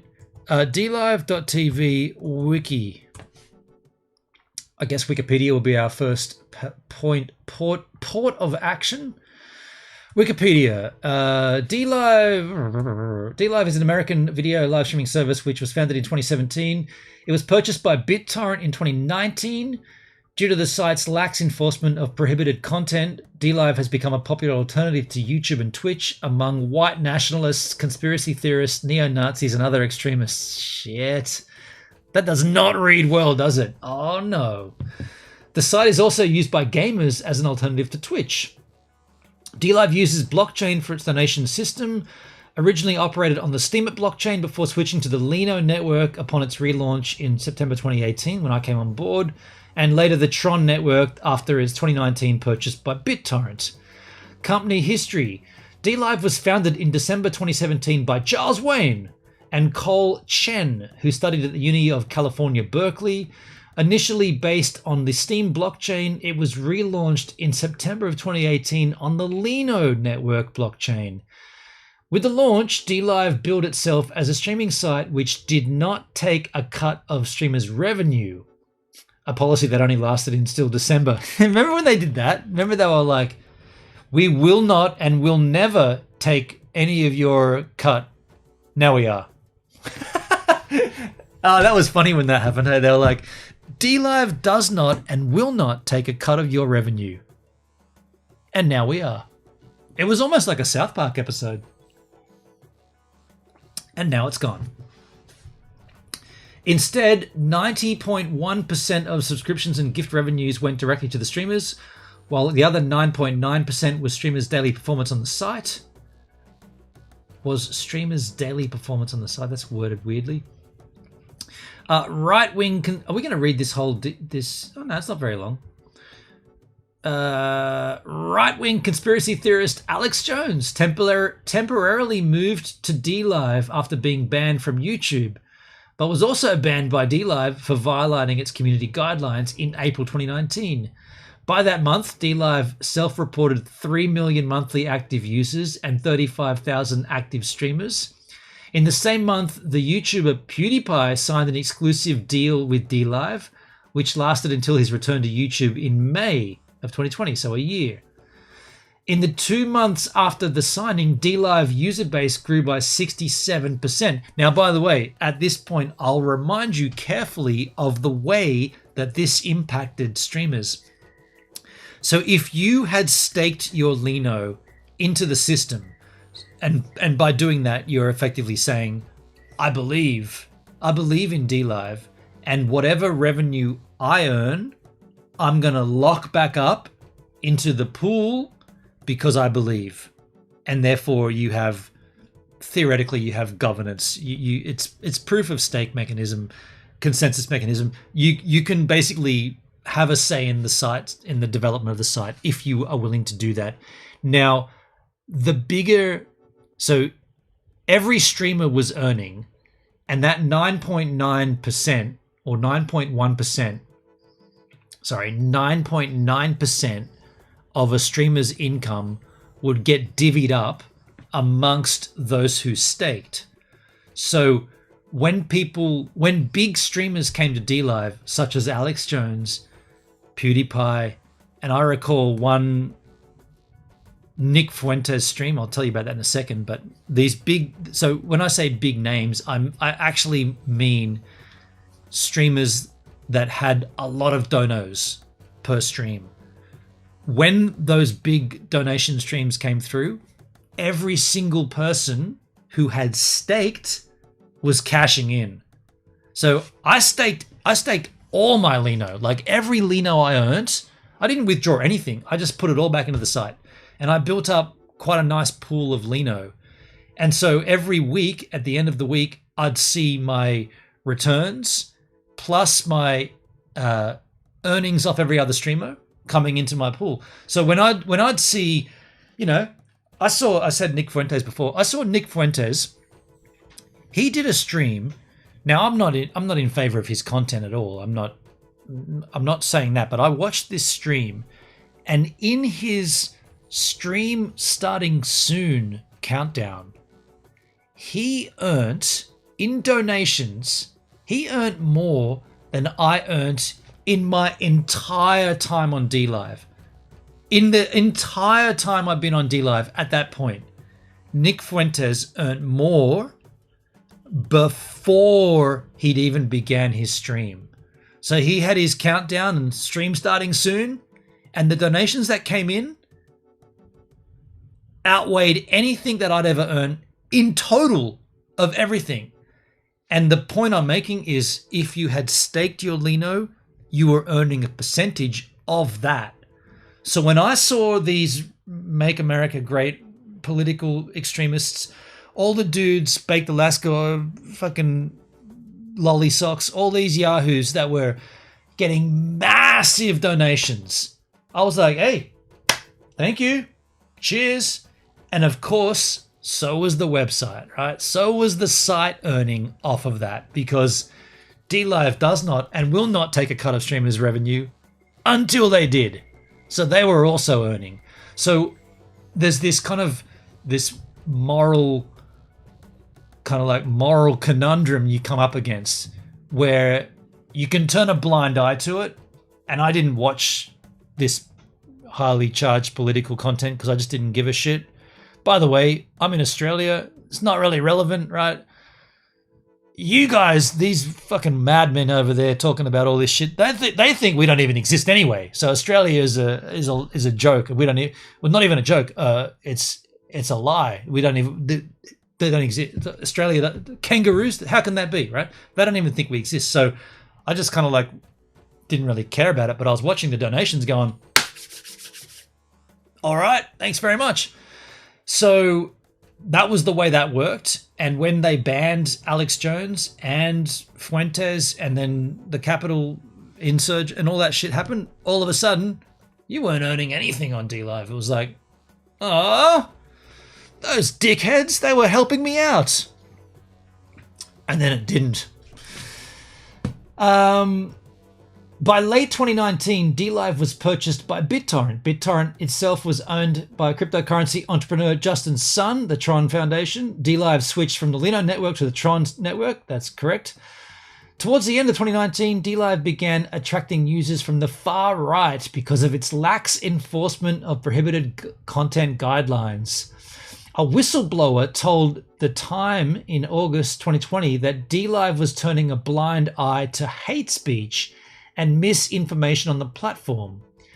They care more about having good numbers than weeding these people out.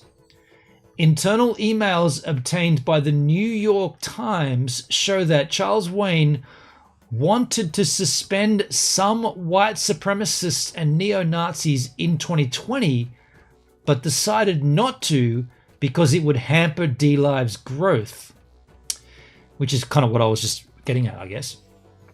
Wayne hoped to dilute their presence with growth of non-political video game streamers. Okay.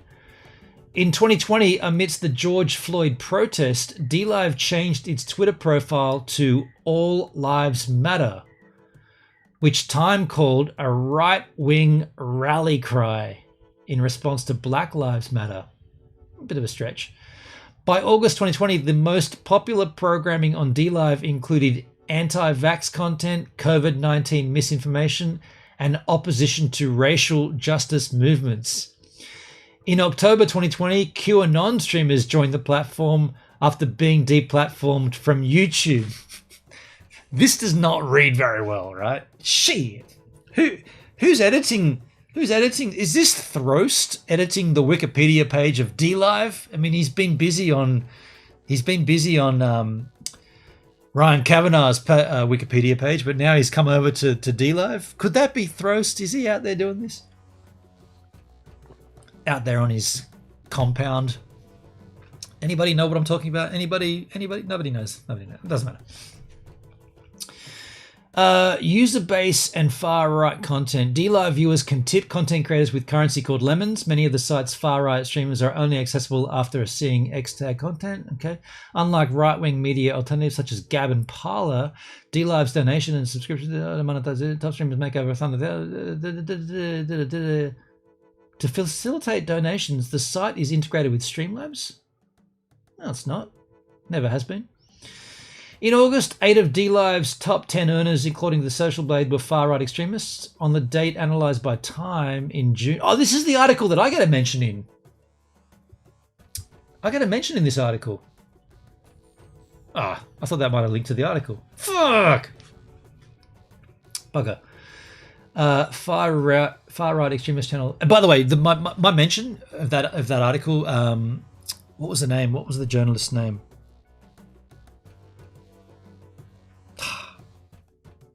No, I'm not going to remember it. I tweeted at her because she linked this article out, and she said something like a cursory glance at the website shows streamers, gaming streamers, this and that, and then she said, and a gentleman streaming a sunset across the water, and that was me because I was live at the time, and so she said a gentleman streaming a sunset to 50 viewers or 40 viewers across the water. And I tweeted at her with a screenshot of my stream saying, because her article was very, very charged, right? It was like the point of it was to like ruffle feathers. And I just said, you know, a sunset can be very calming. And I just put a screenshot of my sunset and I tagged her in it.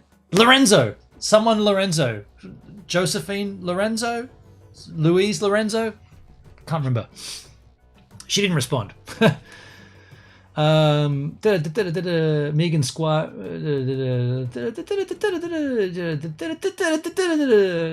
Okay, so everybody, all the extremists are earning money.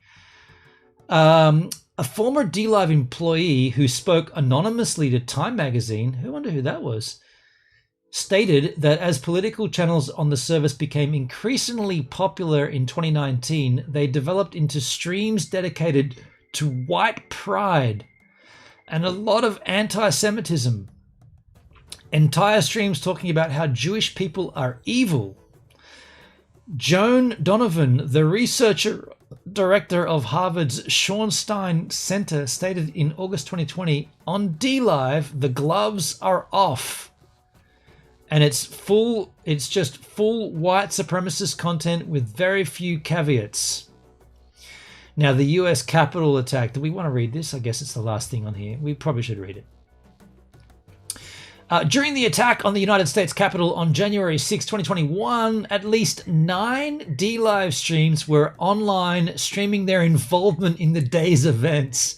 Most notable, Baked Alaska. He earned more than $2,000 that day from tips, of which I also earned from. Thank you, Bakedy.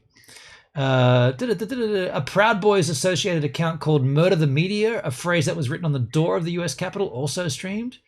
In response, on January 9, DLive suspended Baked Alaska, Murder the Media, and 4 other accounts. By the way, it should be noted, I'm just saying, right? It should be noted, at this point, DLive was also, or Justin Sun, the man who owns DLive, was also heavily promoting the protocol, DLive.org, which is, not to be confused by Maria trying to tell us that DLive.tv, DLive.org is decentralized, blockchain-based, peer-to-peer streaming.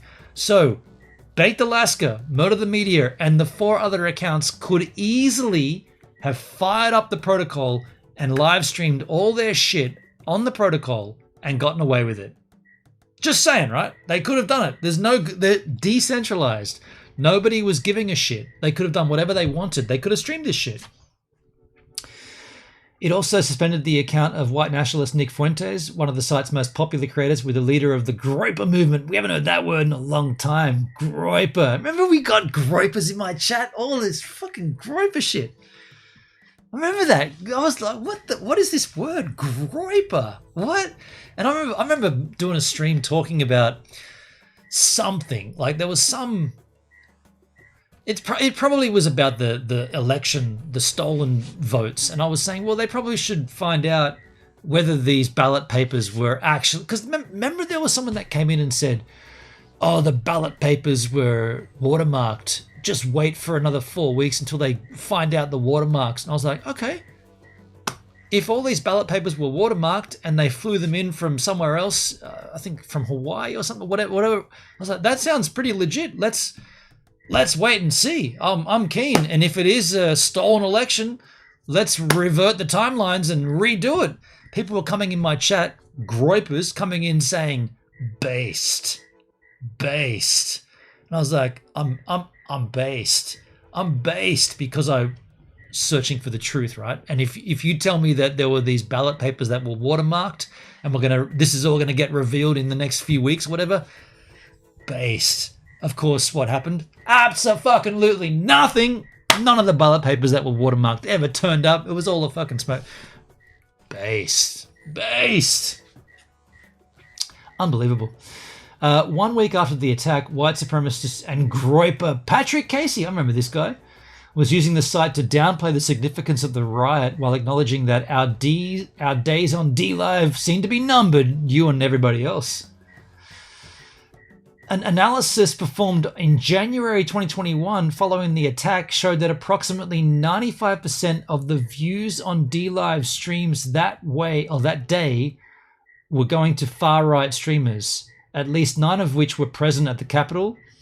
After the storming, the Jewish American magazine The Forward wrote a piece describing DLive as a safe haven for neo-Nazis. Shit.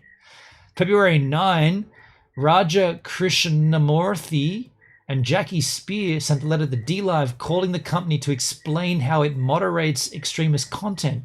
All of this stuff seems so it seems like a big nothing burger, considering at the same time, Justin Sun, His Excellency, was promoting the protocol where all this shit could be done. Like anybody could do these far-right streamers. They could do all this shit on the protocol. But yet the .tv was the one that everybody was using. But yet the protocol existed the whole time, or was, okay, they were working on it, but it was up and running. You could stream on it. Hey, His Excellency was streaming there. He didn't stream on DLive.tv. We've discussed that already, but he was over there on the protocol.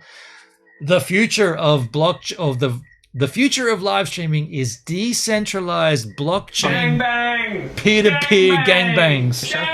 Gangbang! Good timing. Gang bang. This is Shut up. Gangbang! Gangbang! Gangbang! Gangbang! Gangbang! Gangbang! Gangbang! Gangbang! Gangbang! Gangbang! Gangbang! Gangbang! Gangbangs! Thank you for the gangbangs, Sharla. It's good to see you. Sharla, are you here for a little while? Happy 5th. Did you see the video? I want to play it just for you. We've almost finished this read, and then we'll play this video. I don't know if you've seen it yet. I want to run it just for you because you're here now, and then we'll wrap this shit up. But thank you. Happy 5th D-Day. D-Live Day. Oh, that's pretty cool. D-Day. I like that. Fucking love you, bitch. God, I love you too. I just farted. I'm here for it. Okay, beautiful. So look, we'll just finish it. We've almost finished here. Basically, we're at the last paragraph. DLive has been used by several channels to promote discredited and Q&A. Okay, so basically what we saw there is that there was a whole host of yahoos doing shit on DLive. They should have been using the .org. They shouldn't have been using it on DLive.tv. Dude, I just farted, and that is rotten. Hey, what we're going to see here, Charlotte, it's about a 6-minute video. Dude, that just smells so bad. What the hell? I guess I had some brandy and some homebrew. You know when you fart and even you think it smells bad? Like, I normally can enjoy my own fart, but something died. And it's brown. So what we're going to see is a 6-minute video as told by AI. So ChatGPT tells the story. The story is my 5 years on DLive, how that's gone, where it went, the big ups and the big downs, including the BTT staking heist, all of it is set to content from my streams. So I asked ChatGPT to tell the story. I retweaked it. Then I had AI generated voice narrate the story, and I added visuals to focus the story. That's what we're going to see. It's called it's called GivesAMinute. It's called something. I can't remember. We've watched it 5 times and I can't remember what it's called. This will be the last time we play it today. I want to run it here just for you, Sharla. Enjoy. I'll be in the chat with you. Enjoy. Riding the DLive Wave, GivesAMinute's turbulent journey on a blockchain beach. Beneath the sun-drenched skies of an East Coast beach in Australia, a man named Benon Julius William Otto Kerbsch, aka GivesAMinute, rode a wave of online fame. His surfboard was his pulpit, the Tasman Sea his canvas, and DLive, the nascent blockchain-powered streaming platform, his unexpected launchpad. For 5 years, GivesAMinute's channel captivated viewers with a quirky blend of surfing adventures, Australian IRL escapades, Jack Daniels-fueled musings, and cryptocurrency rants, all delivered with a laid-back Aussie charm. However, behind the sun-kissed veneer lurked a story of betrayal, censorship, and the perils of navigating a platform built on shaky technological foundations. GivesAMinute's charm lay in his unfiltered authenticity. His content defied categorization. One day, he'd be surfing pristine waves, offering tips and insights with a salty wisdom. The next, he'd be leaning back in his streaming chair, dissecting the latest Ethereum fork with a bottle of Jack Daniels at his side. He challenged viewers with music cap games, where identifying obscure artists earned a music education seldom found in any book or radio show. With his beloved IRL adventures, dubbed Streaming from Stephen, his viewers traversed the coastal roads and into the highlands, with him often on 10-hour-long road trip camping adventures. This wasn't just entertainment, it was a community.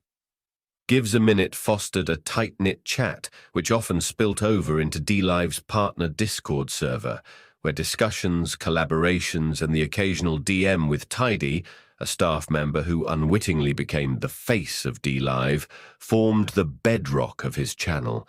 This sense of camaraderie fueled his popularity, drawing in hundreds of viewers, quickly earning him the much-coveted verified partner role within DLive's hierarchy of loved streamers.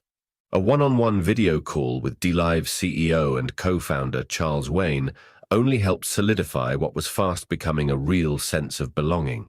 Indeed, GivesAMinute had found his streaming home. The platform, still emerging from its Wild West phase, seemed to embrace his unbridled style, his crypto advocacy, and his willingness to push boundaries. But the idyllic tide soon began to turn. Trolls, emboldened by the platform's lax moderation, unleashed a barrage of abuse and cunning doxing attempts on GivesAMinute, culminating in actual trespass leading to a criminal charge for one of the more docile trolls.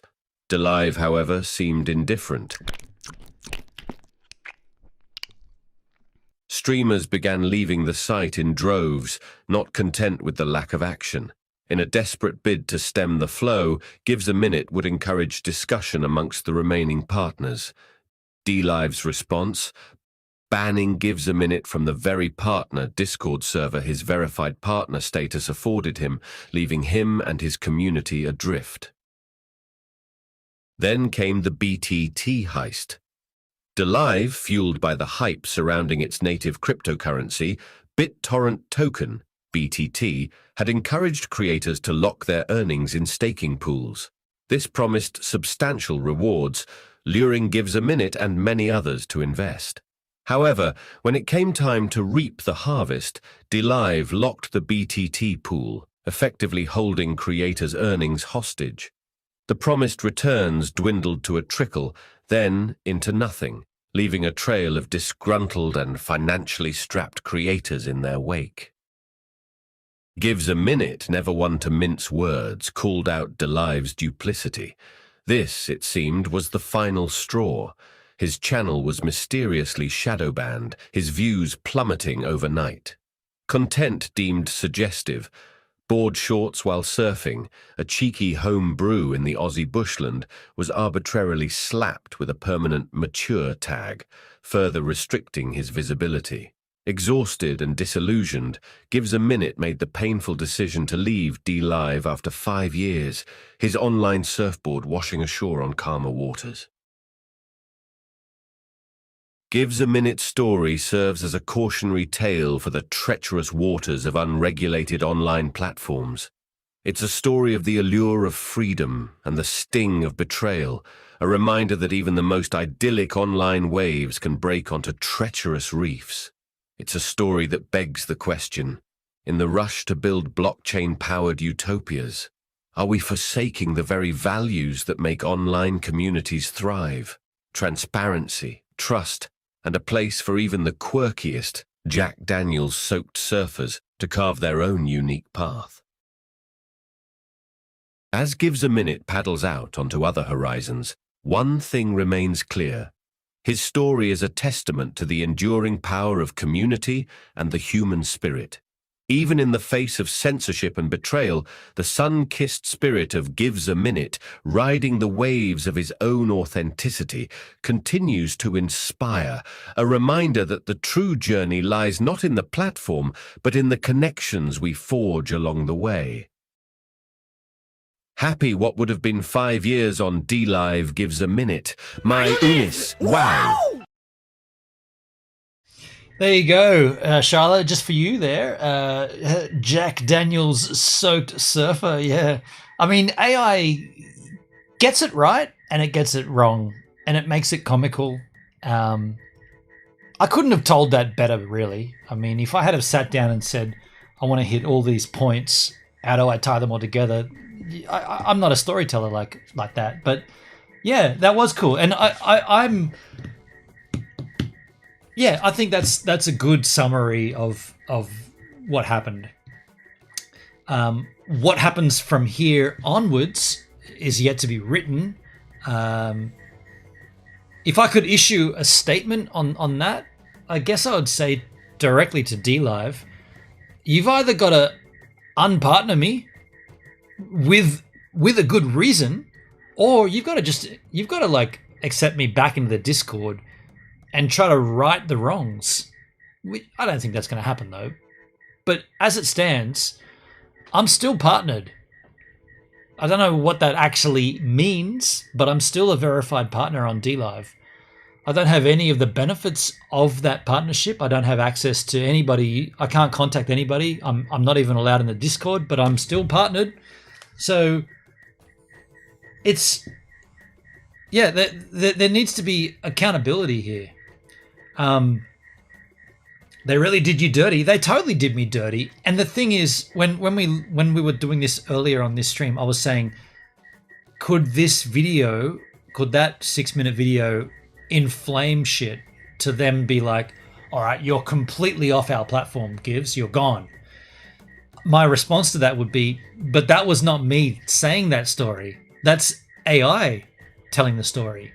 So of course I asked ChatGPT to tell GivesAMinute's history, and then I got it to retell it, focusing, or I chose paragraphs. I said, retell this paragraph, including more about Justin Sun and about BTT, and the verbiage and the way it spoke was the ChatGPT AI telling the story. So if they say we don't approve of, or we don't appreciate what you've done there in that video, I'd say, well, it's not me.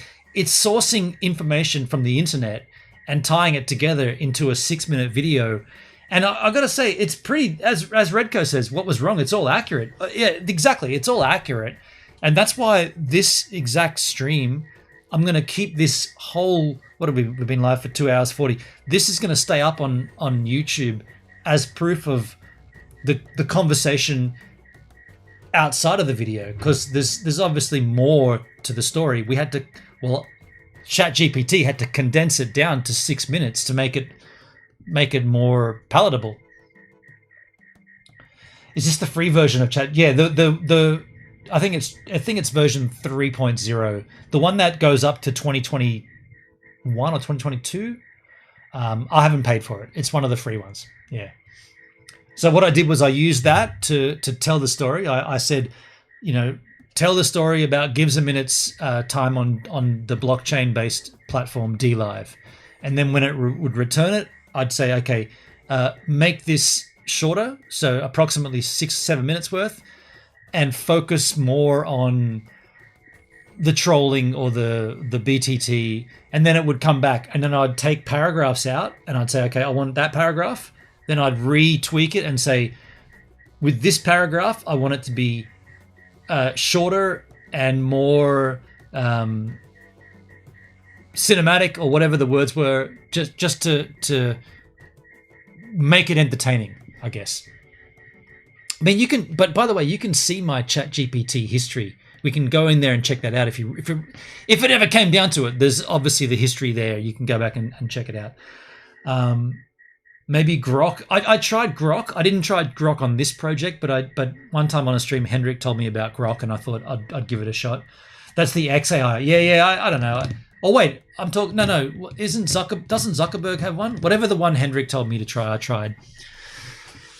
How about doing a video of how you make these videos with ChatGPT? That'd be really cool. NetTV, there isn't a lot to be said about that. I mean, we've talked about it here, but there isn't a great deal to go through with that. It's not, like, in a nutshell, I fed the commands or the prompts into AI, into ChatGPT, and it returned a dialogue, and I copied and pasted that into a AI generated voiceover. First of all, I chose Morgan Freeman. Then I thought, better not use him. It's too typical. So I chose a different voice and I had it read it back to me.